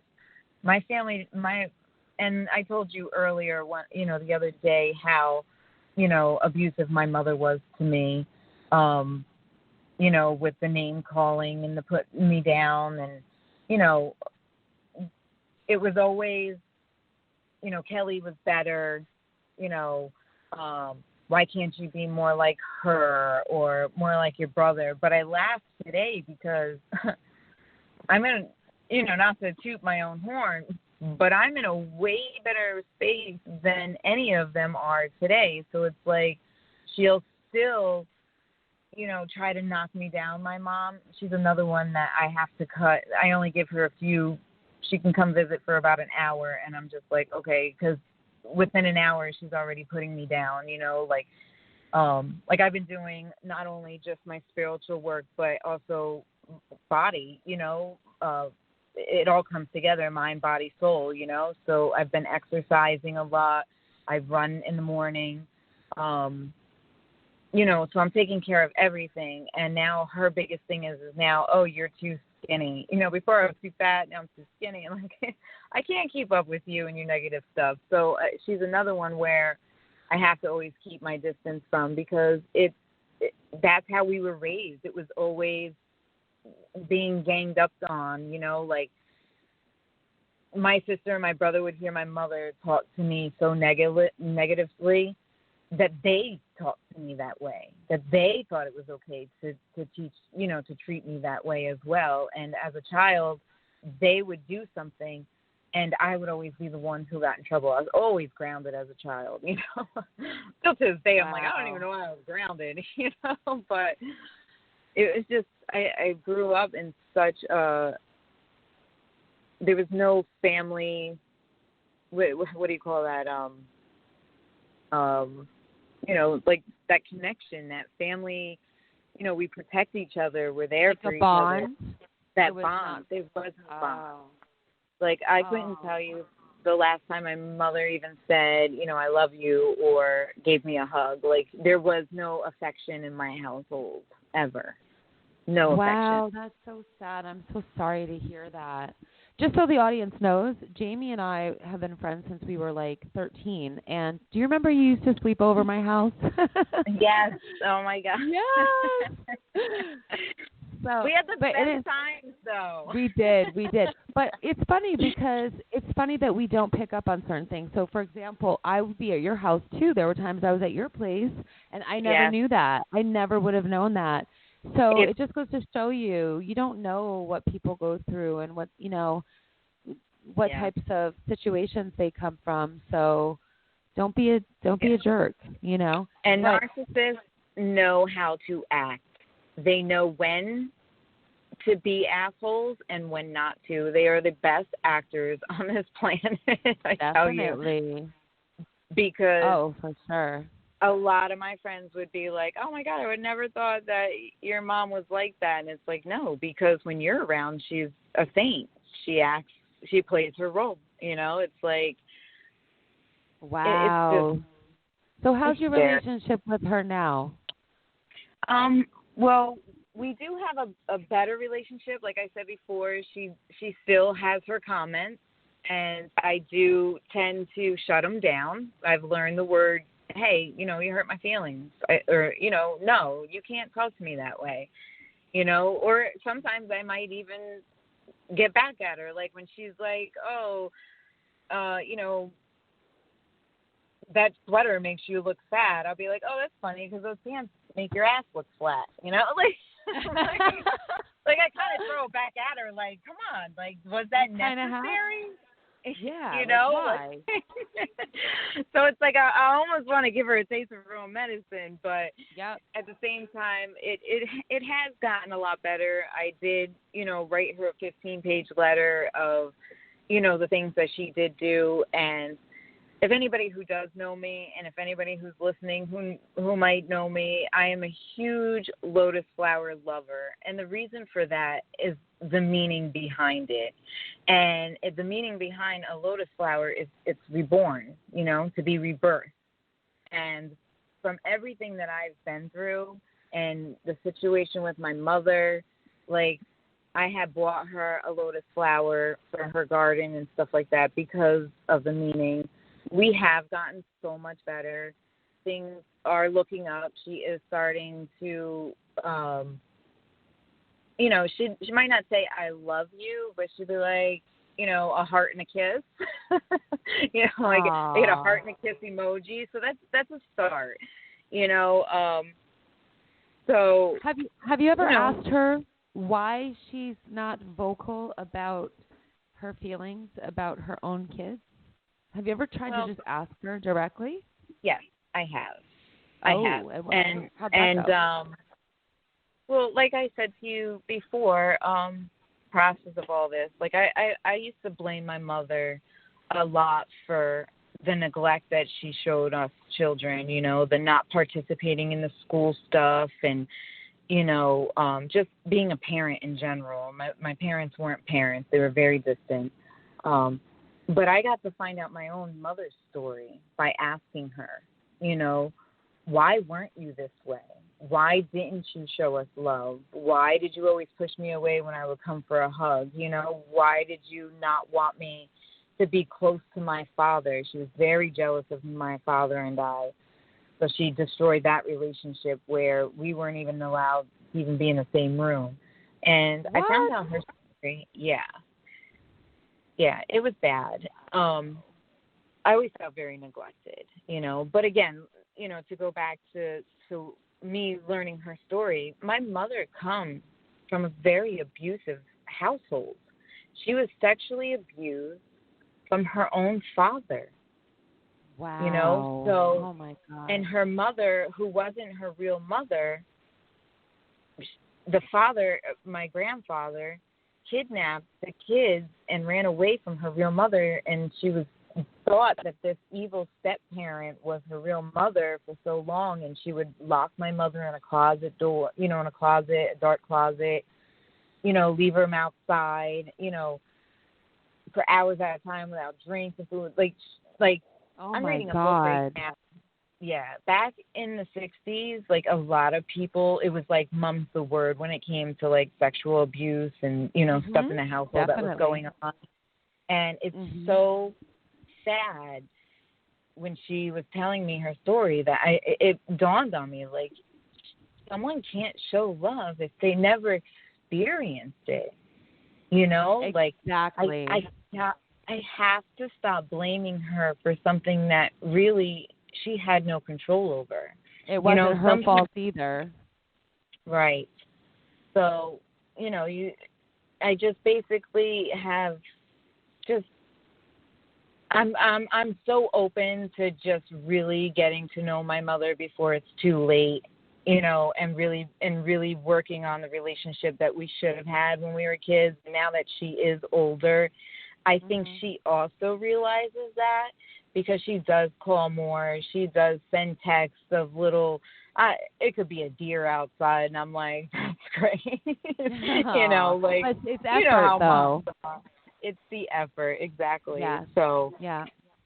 But, I feel like you got to a place where you found compassion for her situation. Therefore, your anger has kind of dissipated, because now you just look at her and feel like, wow, I feel sorry for you. And instead. Yeah. And all that comes from is the control breathing and the meditation.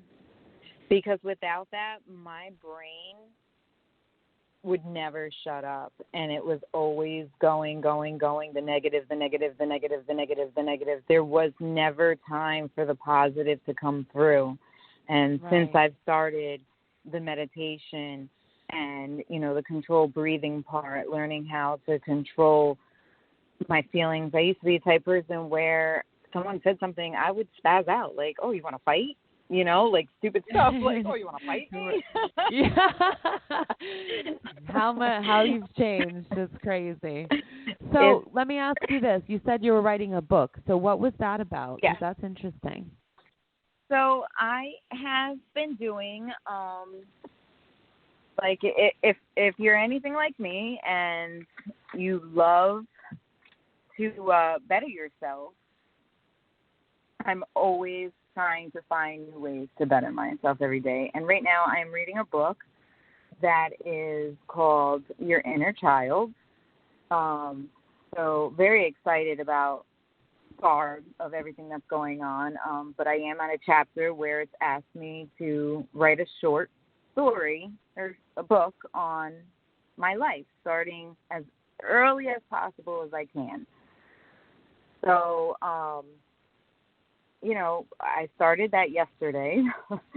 I'm trying to. Beautiful. It's hard, it's really hard to really find a quiet place, during the day when the baby is running around. So I only do get nap time, and it's only probably about an hour and a half that he takes a nap now. But I did start I've been yesterday. there. Okay. Yeah, I think we all have. Any woman who has children. I studied while mine were babies napping, and I got my hypnosis certificate. I got my NLP training. So That's good for you for using that time for something to continue developing yourself. Okay, so tell us more. So you started yesterday. So I started yesterday, and it's definitely it's been a little struggle. I have blocked out a lot of my childhood, so I find it hard to find her. Where's Jaime? Who is she, and where is she? So that's like really the biggest struggle right now, is to find out who she was. And I am at a point where in my writing that I do remember once being happy. So it's like I really, really want to go forward with this and really find out where and when that happiness disappeared. And, it dawned on me as we were talking that when I said I was molested as a child, actually, I think that's when it stopped. I lived in Texas, and I remember, just a little bit of it. I can't really fully, get the grasp of it, like to grab it, like it's there, but I can't really get it. But I remember, there's this house, and I remember being, with my cousins. We were playing hide and seek, and I remember that part, and I remember something bad happened, and then that's when my brain wants to shut off. So I'm really trying to fight through that. Tomorrow, my 20-month-old will be going with his grandmother for the day, so I'm really hoping to really get to sit down and really, I'm going to get my whole meditation thing on, clear my whole brain, and really try to get past that closure that really sets in right there. But I'm excited to see where it goes, and hopefully I can learn something from it and grow from it and move on from it, because to me, that's obvious. Yeah, no, that's amazing. I didn't mean to cut you off. Sorry, I thought you were. I thought you were end of sentence, but I just wanted to say that I think that's such an amazing process as a writer. Obviously, I find that writing is one of the best ways. First of all, it's therapeutic anyway. Yeah. But when you're writing about your own story, you'll get into this flow after a while, and then you almost figure things out that you didn't even anticipate figuring out as you're writing. So it's such a crazy process, because your own mind, it can block certain things out. But when you're writing, I don't know how to describe it even. There's like a flow, like literally, you can almost figure out your own shit. You know what I mean? That's the best way to say it. There's no other way to say that. There is no other way to say it, because I'm telling you, I've figured out a lot of my own shit like that. Okay, guys? Yes. I'm just being real, okay? Let's just I don't like form. Get a piece of paper and get our shit out, all right? We don't do formal on this show. I told you that, okay? We don't do formal here, okay? If you want formal, you got to go. I was sweating. I was like, I don't know about this whole formal shit. I don't know if I can handle it. I curse like a sailor. I was like, I don't know if I'm going to be able to talk without saying the word fuck. But, we're good.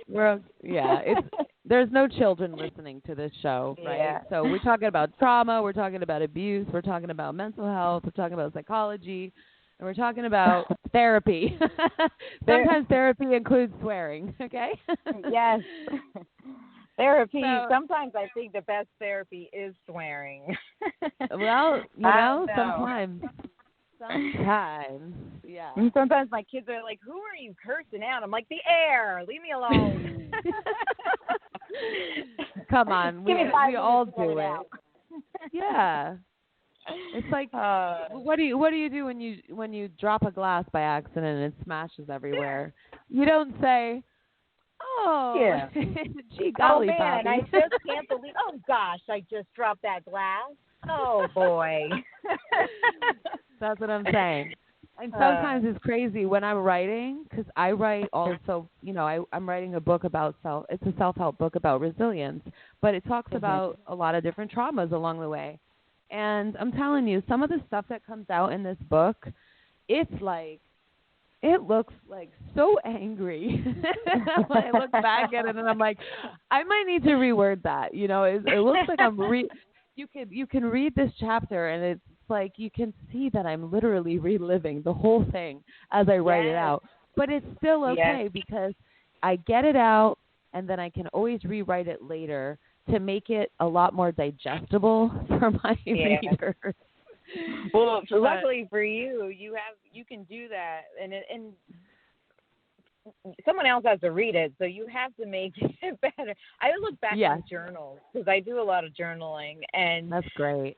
I'm like, I have journals from like when I was a kid, and I'm like, what was I even mad about for that moment? Because my coach. Just little things, but it's funny how it does. It comes out so angry. It's like, what? that mad, but it's good though because, like you said, you get it out, and that's the best thing about feeling your feelings is it's okay to feel your feelings, but it's not okay to stay there, you know. And I tell my kids that too. Like, you're allowed to have a bad day. You're allowed to be angry and vent and go ahead. If you need to scream at me, but feel it, get it out, and move on. Don't sit in it. There's no reason to sit in your shit. Exactly. It gets you nowhere, but keeps you angry, and just resentment builds up, and it's just not good. It's a prison.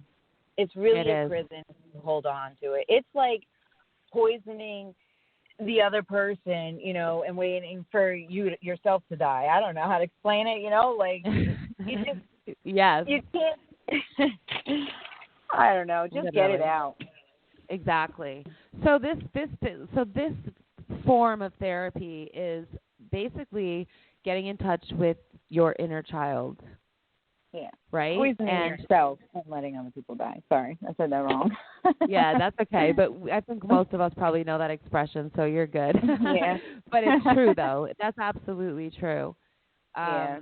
So this inner child work, so I think that's amazing. So I'll just say this. In hypnosis, we have a process where if there's a childhood trauma, we bring them back. Same thing almost like what you're doing, right? You go back to childhood, but we bring them back to the vulnerability of a child's mind or emotions. Like, so obviously your vulnerability as a child, it's a big bad world out there. Things are scary. You don't have a lot of control.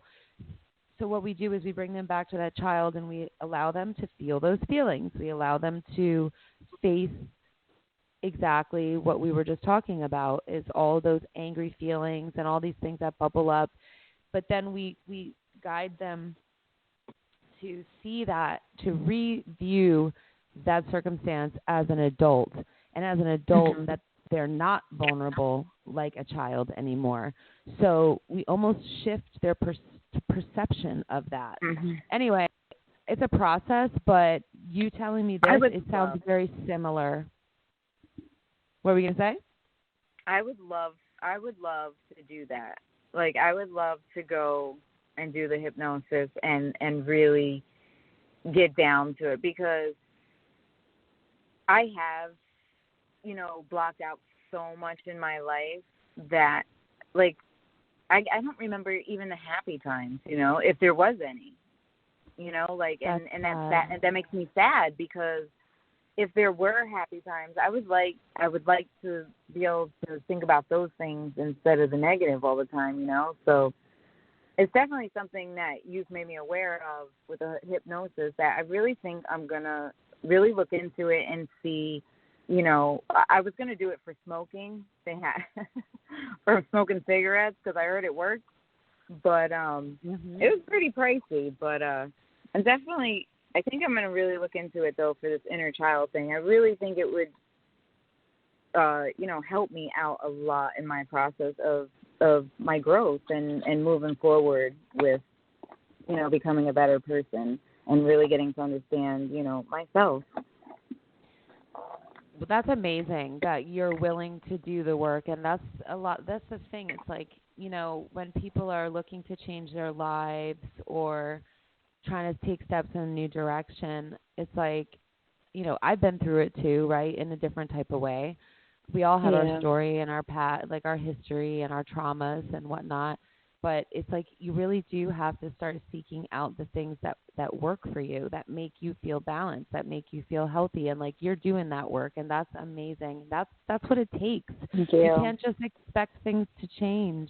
And unfortunately, sometimes, we're just dealt with some shitty cards, you know, and we have to try to do whatever we can with that.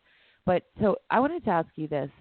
How is your parenting, how has that been affected by the type of upbringing you had? How did you find it in you, within yourself, to be expressive and loving towards your own children? Where most people might take trauma and they might carry it on to their family. I fought very hard to not be my parents. I'm very involved in my kids' school. I make sure I sit down and do homework with them. Even sometimes I don't understand what the hell is going on.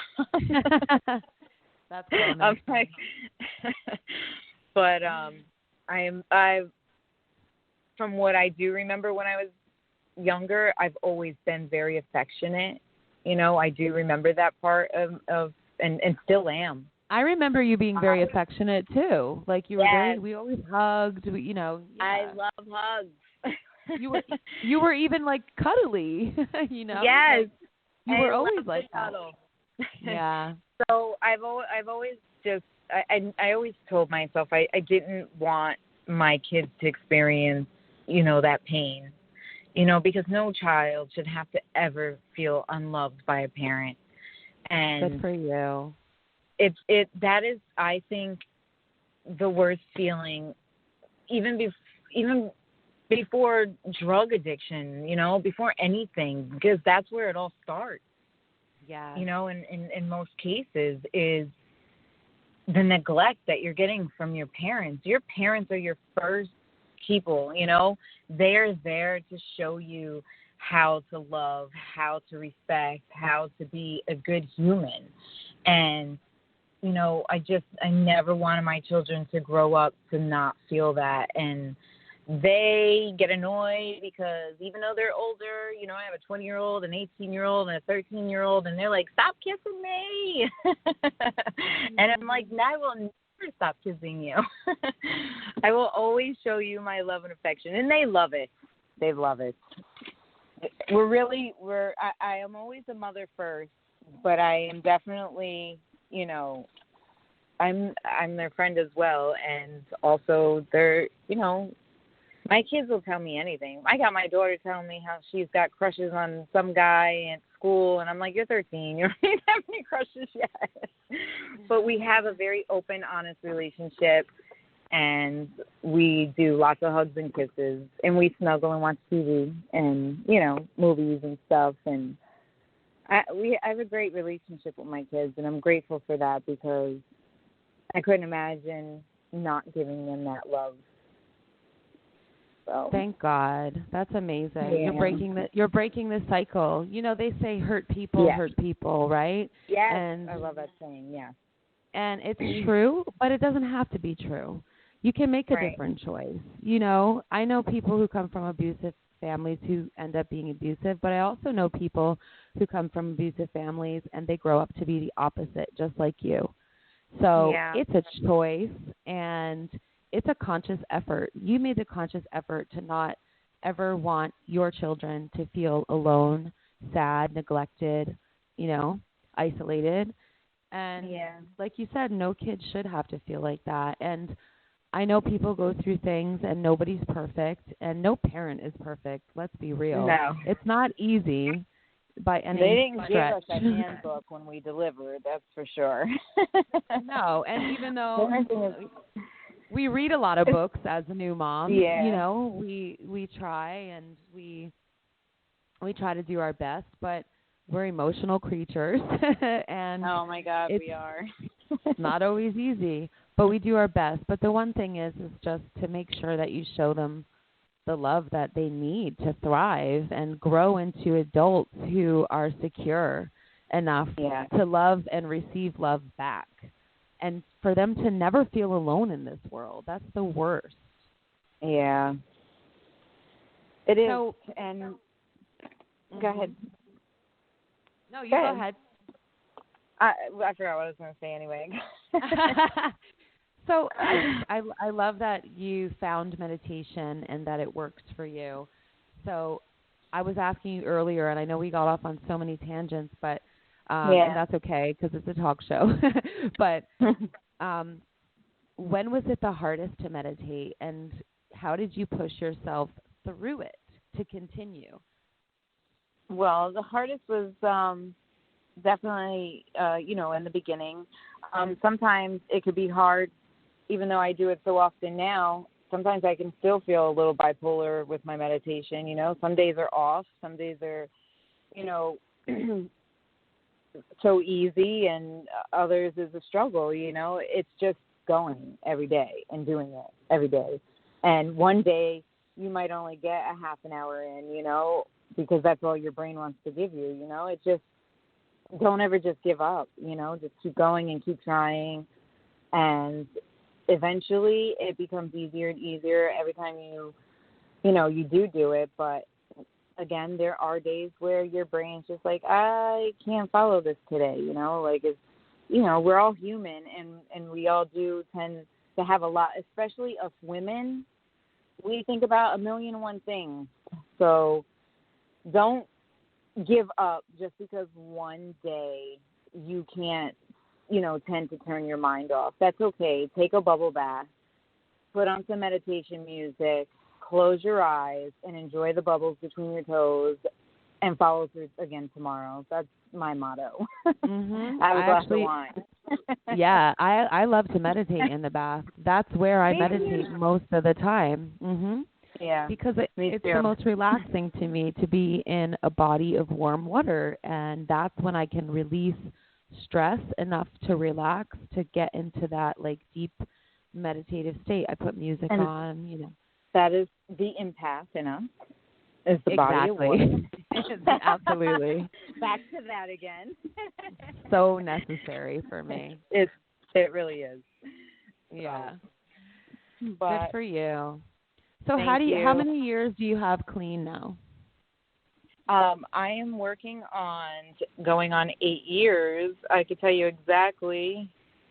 I believe it's almost 8 years.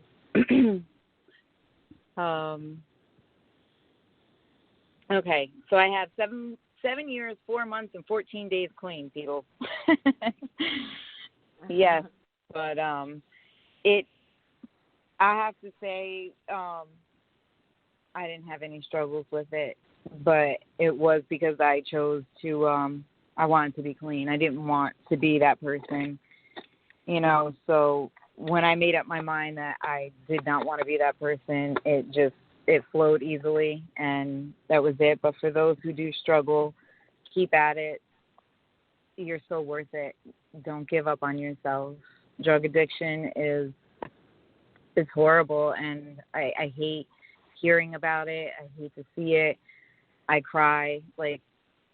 On Tuesdays, I go and I talk to young children over at the BOCES over here in Goshen, and I talk to young girls because that's my thing, is to get across to young girls to understand that men can be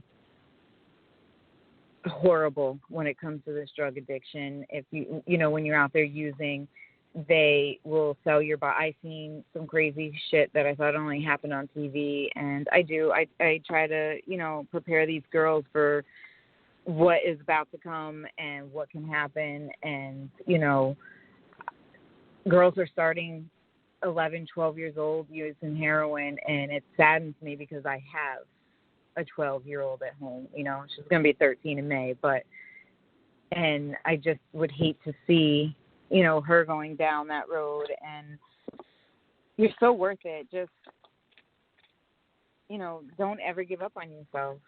That's all I can say, really. Yeah. Is want it. That's good advice.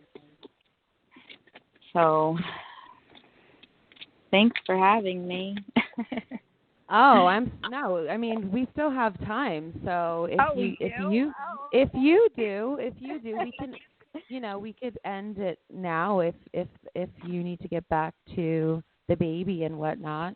But I just want to kind of tell the audience, if they're struggling with the same things that you did, trying to move, because I know one of the things with addicts, and obviously this, is the relapse rate is very high. And I think part of that is because the person doesn't find a purpose or something to get them through those tough times, and then they end up using again. Whereas others like you find your balance in becoming more connected to yourself, understanding yourself better, meditating to be able to do all of those things.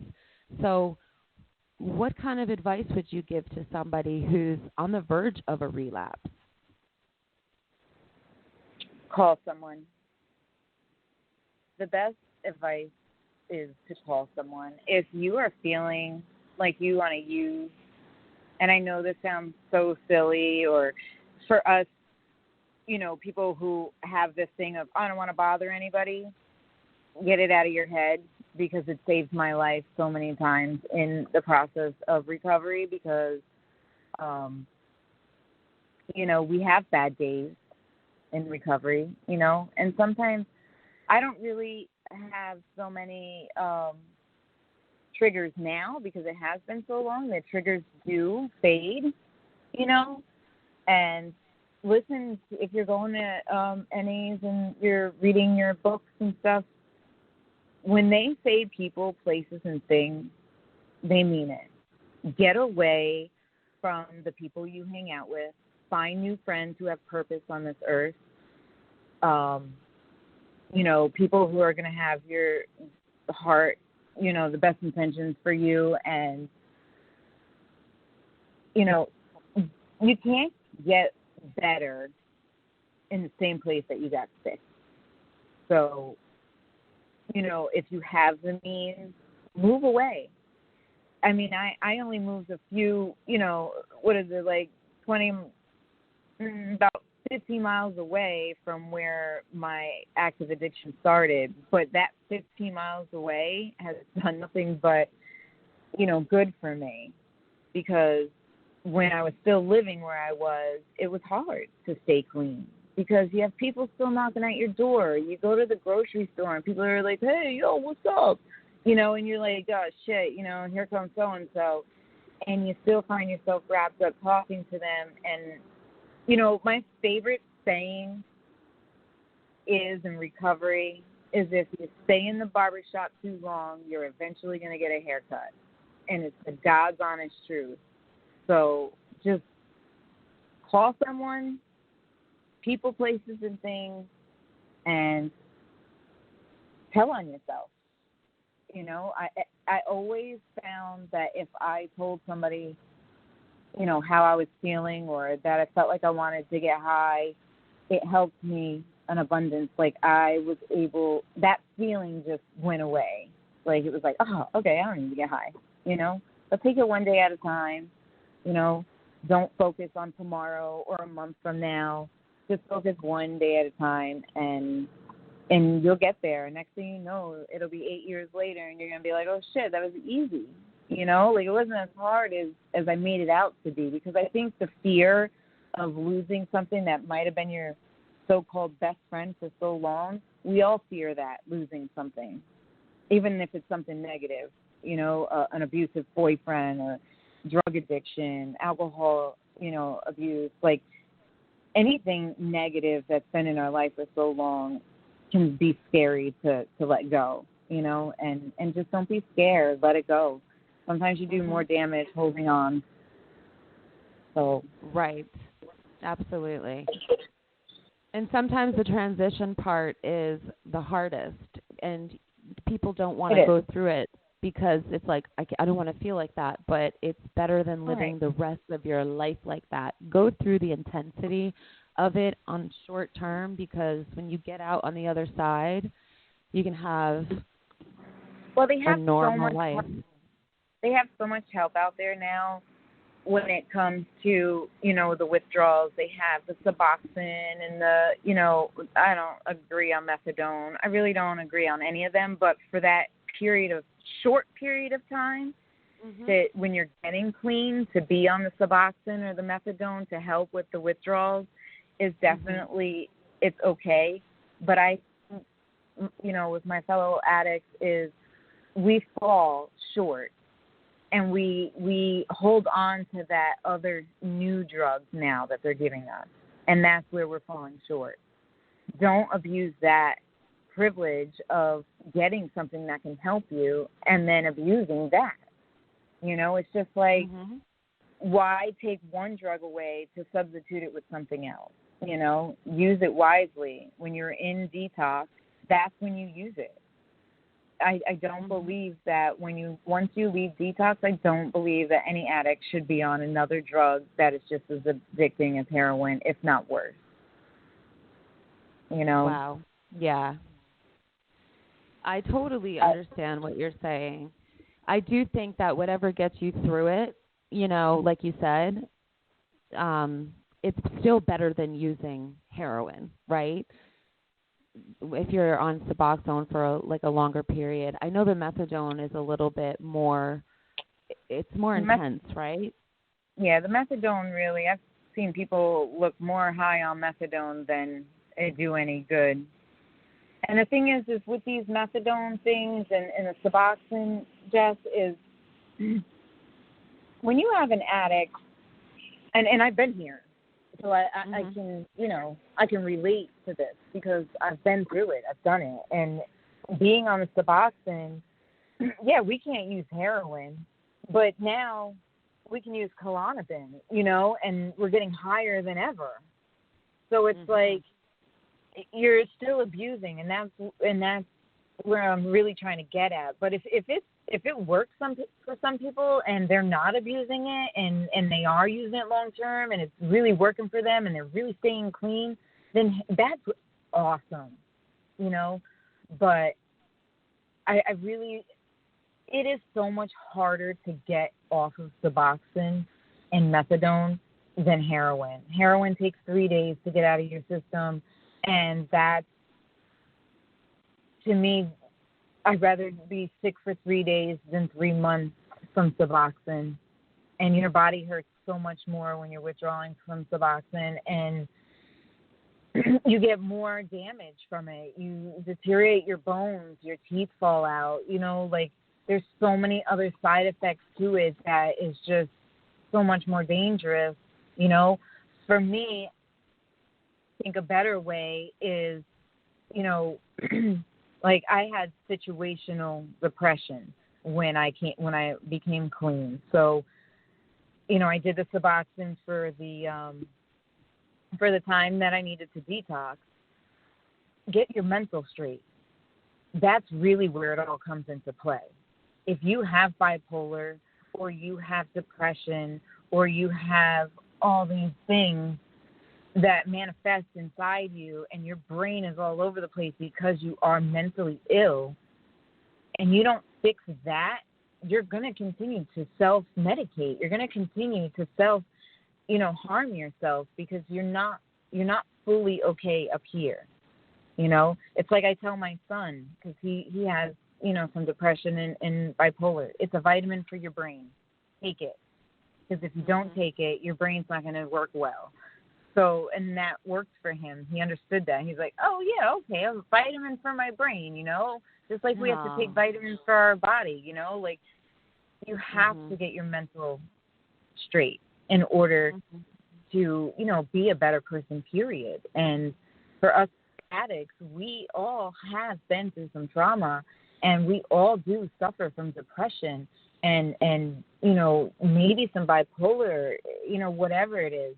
Get that under control. That is your first step after detox, is getting your mental straight. And from there, I'm telling you, if you stay on your medication and you do that and, you know, try the meditation or try something else, whatever else works for you, whatever your higher power is, just work on it. Don't give up on it. Don't give up on yourself. You know, I mean, that's all I really have to say is just don't. We're so worth it.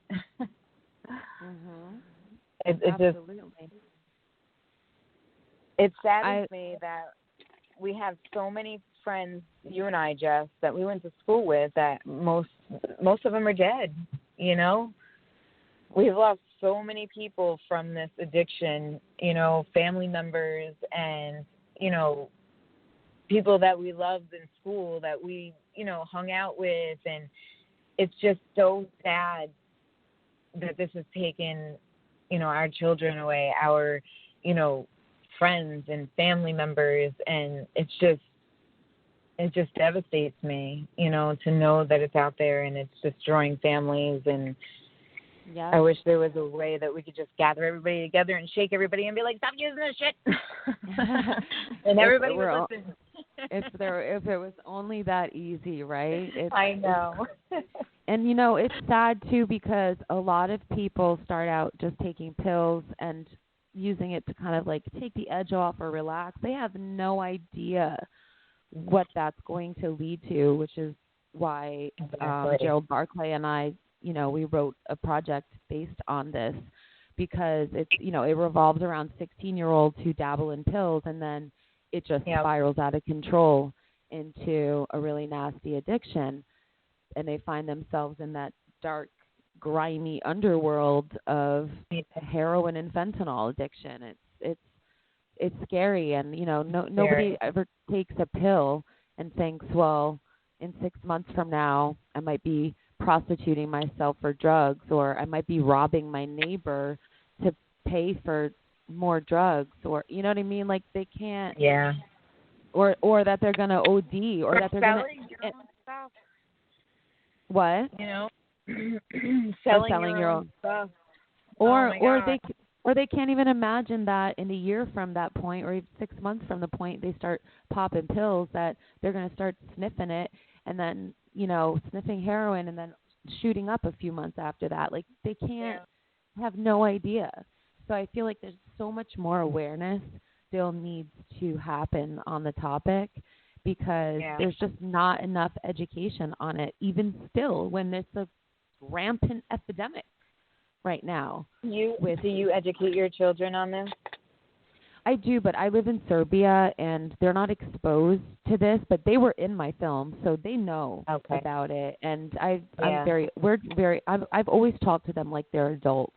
Like, we're a very affectionate family, but I talk to them like I've always talked to them like they're adults, because I remember when my son, Milan, my older son, even when he was like 4 or 5 years old, he would ask me like these really deep questions.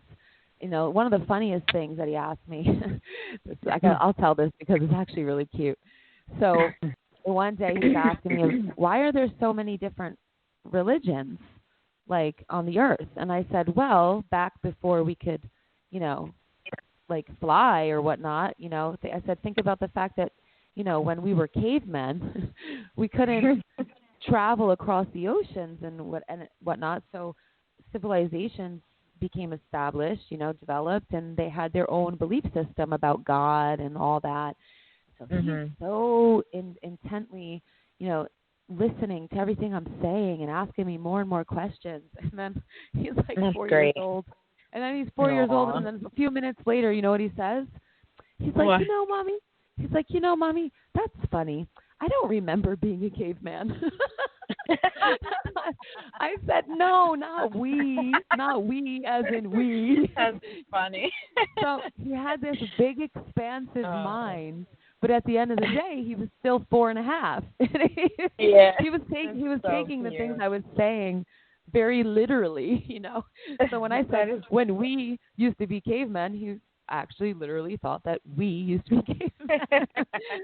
But the point is, I've always talked to them like they're adults, that they can understand on our level, and I'm very open with them about addiction, about drugs, and all of it. So hopefully. I am too with my kids. I mean, we, obviously, because I did go through it, I had wrote actually every day that I wasn't with my children. I wrote them a book, and just recently I had given it to them to open and read it, because, they always have questions, and why did you do this, and how did you do it, and, they are old enough now to really understand. So I gave them the book, and they got to read from the day that they weren't with me to the day that I was released out of rehab, of why Mommy was not with them, so that they could really understand that I didn't choose to leave them. I was just sick. I really wanted them to know that I didn't stop loving them or stop caring or, any of that. So, but after they read it, they were just like, like, I'll never forget, my daughter, like, hugged me, and she was like, I'm so glad you wrote this, because it has made me feel, answered so many questions that I had, you know, and it makes me feel like everything negative that, because they in with my boy's father, they lived there with her and with him and his wife, and they used to, you know, say, your mom's never coming back, she's a heroin addict, you know, all these mean things, and my daughter was just like so happy to hear that I wasn't, they made it out to be, you know, I wasn't out there tricking, I wasn't out there stealing and doing these things that, you know, other people put in their mind. You know, it was a fight for me every day to get home, you know, like every day was a struggle and it was a fight. I'm on my way, here I am at rehab, you know, and then it would fall. And, you know, so she really got to really experience, you know, what I went through. And even my sons were just like, this is so inspiring. My oldest was like, you should publish this. And I was like, no, that's for us. But, you know, I was very open with them. And I really think that parents should be with, you know, everything that is going on today and how it is so out there. Like, even, you know, these air container things that people are huffing, and, you know, I showed my kids a video on that. I was like, you got to stay away from these things, you know, really open the doors for them to really see the negativity and, you know, and what could happen to them if they were to do these things. And, you know, so far so good.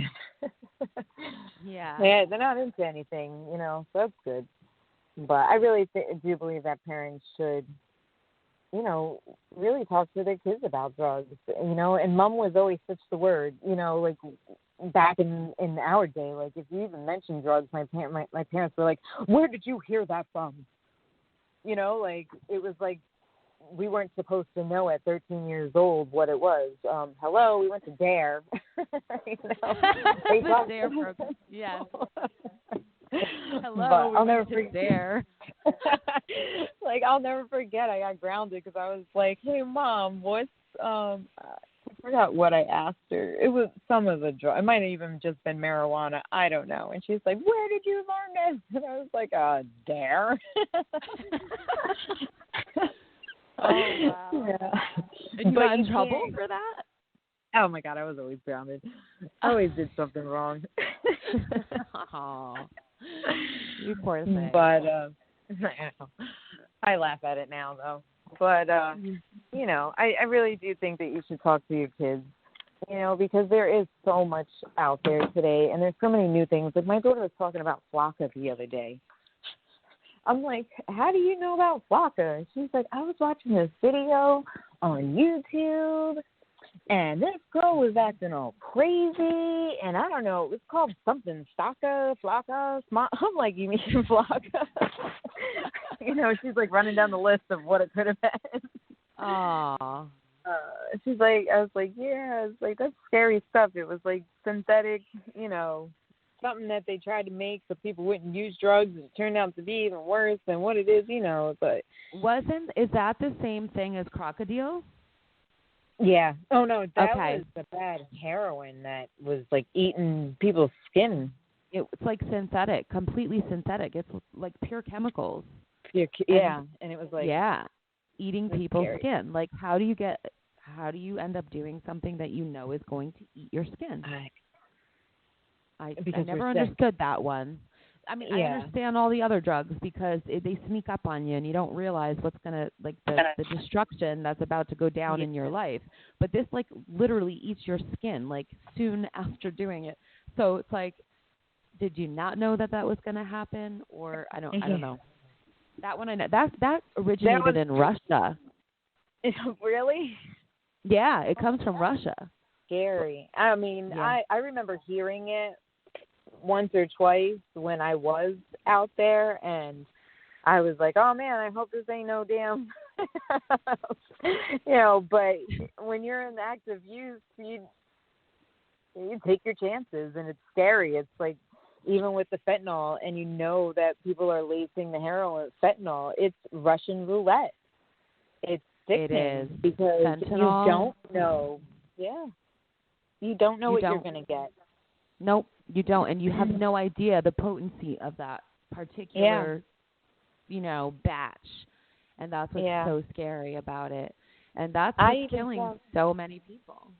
Yeah, it really is, and I even tell, like I have older boys, and my oldest doesn't live with me, and now I have an 18-year-old, and they tell me they don't smoke marijuana or anything. But I remember being 18, 20 years old, and I'm sure they might have tried it or they are doing it or whatever, but they won't tell me because for the fact of they know I'm going to be like, that's a gateway drug. Yeah. But I always just warn them, you don't know what you're going to get, even when it's marijuana. You don't Not know. Anymore. Yeah. Yeah. And you don't, unless you're getting it from a dispensary, you don't really know unless you know really somebody who. Yeah, right. Yeah. So it's scary. It is, and even though they try to keep that a little secret or whatever, moms always know best. But I always tell them, just be careful, know where you're getting it from, and don't go to new people all the time. If you're going to deal with one guy, deal with one guy, whatever it is, but be safe, because nowadays you have no idea. That person could have put coke in it, or now supposedly they had a bad batch with fentanyl in it. How do you put fentanyl on marijuana? That's what I was just going to bring up. So I was like, is this like a ploy by the dispensaries because they don't want people buying it off the streets so that they can make money at their dispensaries? Like, I wasn't sure. Right. But then I was like, who knows? I remember, I can't say who. I had a family member. It was a guy. He got weed from somebody, and this was in the 90s, okay, like 1998. And it was laced with angel dust. Oh, my God. Why somebody would have laced weed with angel dust, it was beyond us. But the way that, I don't know if he found out for sure. I think he did because he was really messed up from it. And it was somehow found out that it was laced with angel dust because angel dust was like a thing back then. Anyway, that was 1998. That happened to me when I was about, I want to say 16, 17 years old. And I've never been a big pot smoker. I mean, I would do it once in a blue moon, but I was hanging out with my friend BJ, and he was like, hey, you want to smoke before you leave? We were just boarding. It was a long day. I was like, okay, I guess I'll take a pull. One pull had me so messed up. I was so scared that I had to go tell my mother because I didn't know what I was on. Oh my God. I was like, something's wrong. I don't feel good. Like, it wasn't marijuana. And still to this day, I believe it was angel dust because, I had asked BJ, like, hey, what was it? And he was like, I think marijuana. He said, but he felt the same way. Like, it was totally a different kind of high. Wow. But we never found out, and I believe that it was, though. It's scary. Yeah, but that's why scary. I never really liked drugs because it scared me. You never knew what you were getting, even back in the day. Yeah, it wasn't my thing. I feel you on that. Yeah. So how do you feel now being completely crystal clear sober? Is it just a totally different world after what you've been through? It's fun. I mean, it is different because, I joke around. I'm like, oh, I'm going to have a glass of wine. I don't drink. I don't do any of that. I'm totally clean. So. Oh, you can't even have a glass of wine, or you just don't? I could. I mean, I have, on special occasions, Thanksgiving, I might have a half a glass, but I don't drink on a regular basis. It's not something that, not that it triggers anything, because I've gotten to a point in my recovery where I'm one of those people, ow, that burns, I'm never touching it again. Yeah, okay. I have that. Does that make sense to you? Like, ow, that's of hot. course. Fuck that. Yeah. I'm not doing that again. So I do kind of have that common sense where it's like, no, never again, But it's it's definitely been, it's rough, sometimes, because I do miss, going out with my girls, or even hanging out with the guys, and we're playing beer pong, and we're just having a good time playing cards, and we're drinking, and it was fun because there was no heroin, there was no bad stuff.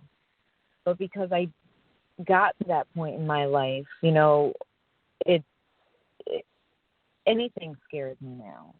Like, I'm afraid that if I do get too drunk, I'm going to feel gross, I'm going to feel bad. I'm going to feel, like I'm doing the wrong thing, I guess, because I did get burned, you know what I mean? Mm-hmm. So I just choose not to do anything. But, I do miss hanging out with my, my family, and having barbecues, and when we go camping, having a few beers. I do miss those things. But I know that I can't do those things. So it kind of like evens its way in there somehow. It's like, it is what it is. But right. I'll tell you one thing, I don't miss them hangovers. For sure. I feel you on that. I mean, hitting 40 soon, so, a hangover lasts a whole week.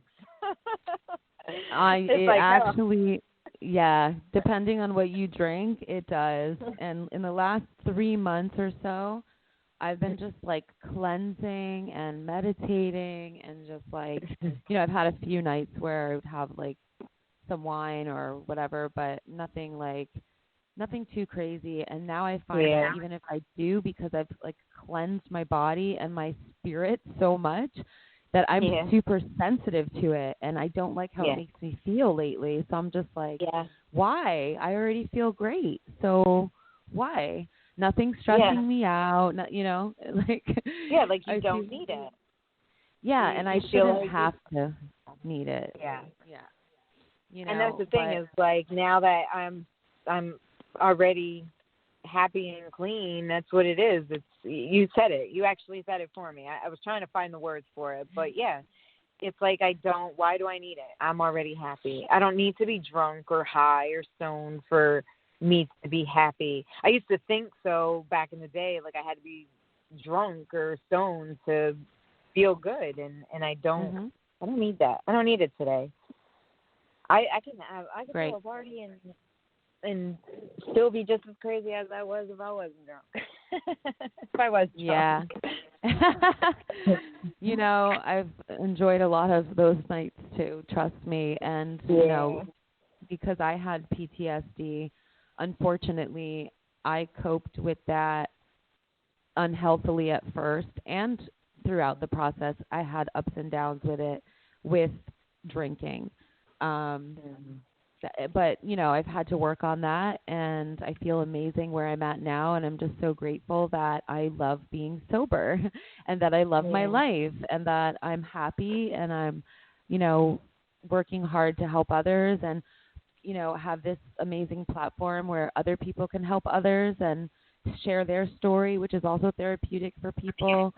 So, it's just like, it's like we were saying before, finding your cycle, finding your healthy new path and your purpose, and finding your balance. And I think that part of our recovery process is helping other people, and that's been so important for me, but also to surround myself with supporting, loving, and respectful people as well, because I know for me personally, if I'm around anybody who's even verbally abusive, it's a trigger for me. I can't be around it.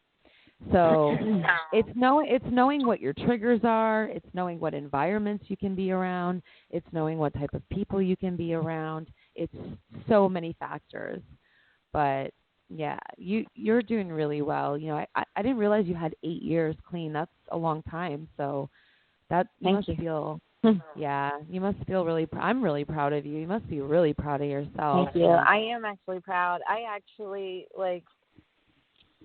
sometimes I think about my counselors in rehab, and I'm like, they probably thought I relapsed somewhere. I'm like, I wish I could call them and be like, yep, still doing it. Still good. Because, you know, when I first got into rehab, I was a hot mess. Oh, my God. I bet. You know, because when you're coming off of all that and you're like your brain, it takes a while to get your brain to function correctly again.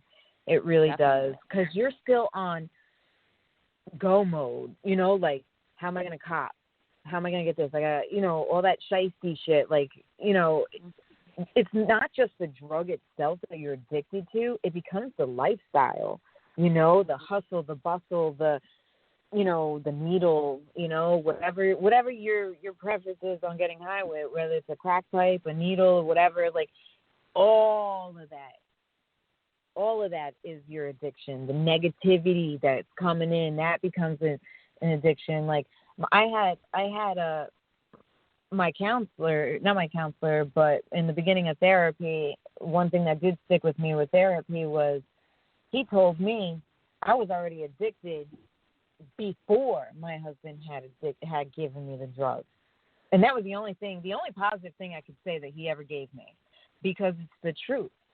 I was already addicted to the craziness, you know, like the abuse and the manipulation and the way he lived his life. He couldn't sit still. He was always up and down because he was on drugs all the time. So let's run here, let's run there. We got to go there. We got to go here, you know. So all that craziness that I was already involved in, that was the beginning of my addiction. You know, it really, the way he said it really like wowed me. Like, oh damn, he's right. You know, like, because when he did go to jail at one point before he did the long bid, I didn't know how to act. You know, like I was like, what do I do, you know, with myself now that he's not here, driving me crazy, making me run him everywhere to cop drugs here, cop drugs there, you know. So, so yeah, the addiction starts way before you even pick up the drugs. Definitely. Yeah. So unhealed trauma is also just one of the major unhealed trauma is the gateway drug. Yeah. It's the gateway. Unfortunately, that's, you know, it does stem back to a lot of that. I'm not saying it is in every case, but a lot of the people I talked to who went down the path of addiction, unfortunately, were either extreme empaths or had major unhealed trauma. And, you know, a lot of people will argue that and say, well, addiction is in the genes. Well, I think that's also the case, but I also think that it's from unhealed traumas as well. You know, obviously we do know that addiction does run in families. So, and I do agree with both sides. So I'm like, well, why does it have to be one or the other? It's both. It could be both. It is both. Can be both. Yeah. Because I mean, if you look at me with the trauma and my family, everybody in my family, including, you know, not just my dad's side of the family, they're all alcoholics.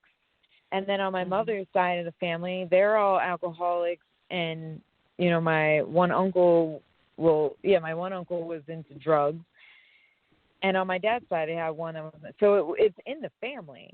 And then you mixing it with trauma of being sexually abused, emotionally abused, physically abused by your parents, you know, like all these things come to factor. And it sets you up to already have that mind of, you know, addictive personality.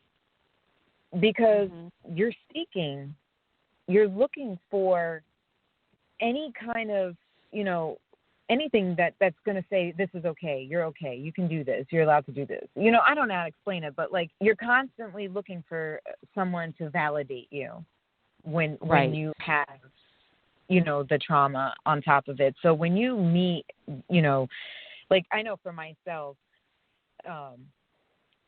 my first friend that I'd have to say when I moved from Texas was not, still to this day, I think about her all the time and hope and pray that she's okay. But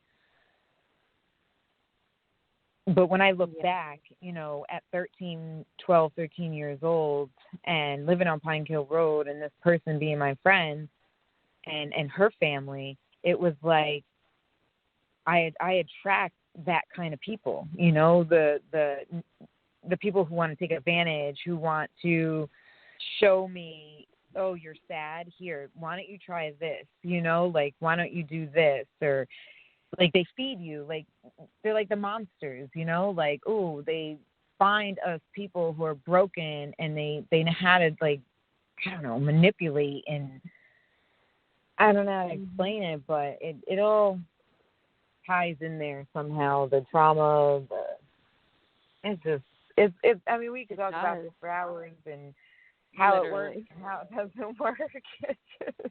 Yeah. There's so many reasons. There are. And unfortunately, we live in such a disconnected world that people don't like you said. So there's a pastor, a reverend, I think, actually. I don't remember which title. I think it's a reverend. Same thing to me. I'm not religious, so sorry for my terminology, guys. I'm spiritual, but I'm not religious per se. So the reverend and his partner, who was on my show, I mean, they're like sort of business partners. They have 2 nonprofits, and they have housing for addicts, but also people who are suicidal.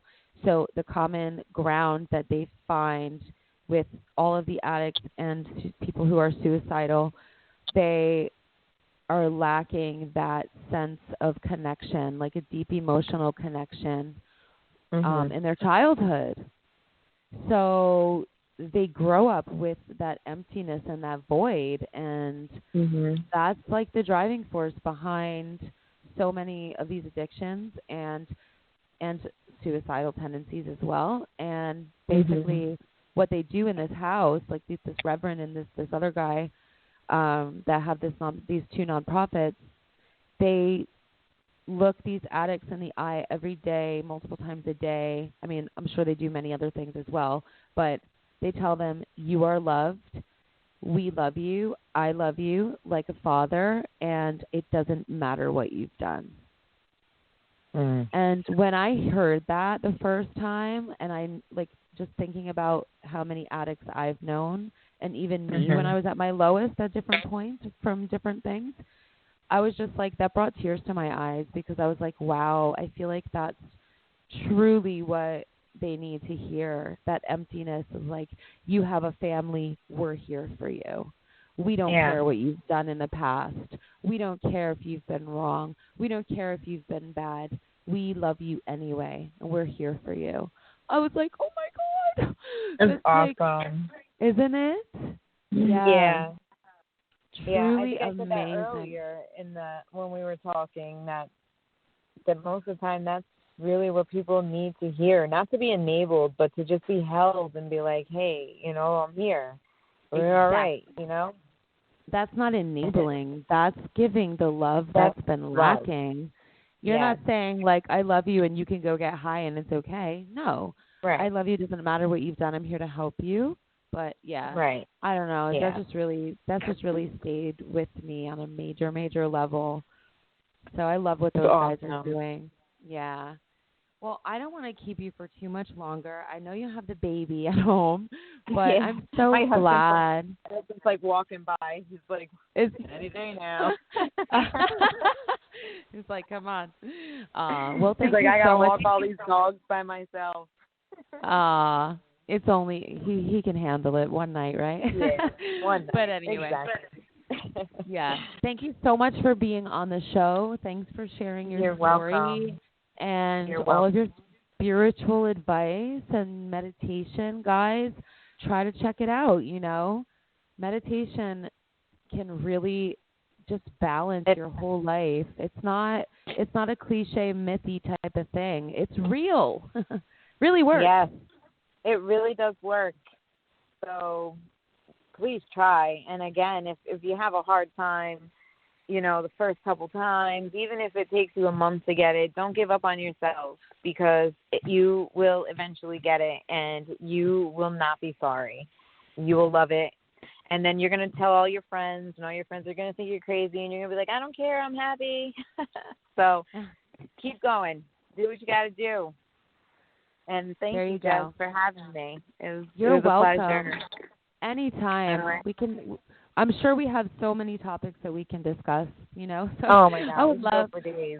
We could. I would love to have you back on. You know, so. Awesome. Everybody, thank you so much for tuning in, and we will be back next Wednesday. Take care, everyone. Thanks, Jamie. You're welcome. Thank you. Have All a good the night. best. Night.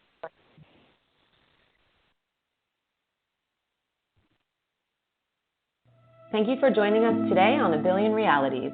Please stay tuned for next Wednesday's show at 3 p.m. Pacific Standard Time or 6 p.m. Eastern Standard Time. Take care, everyone.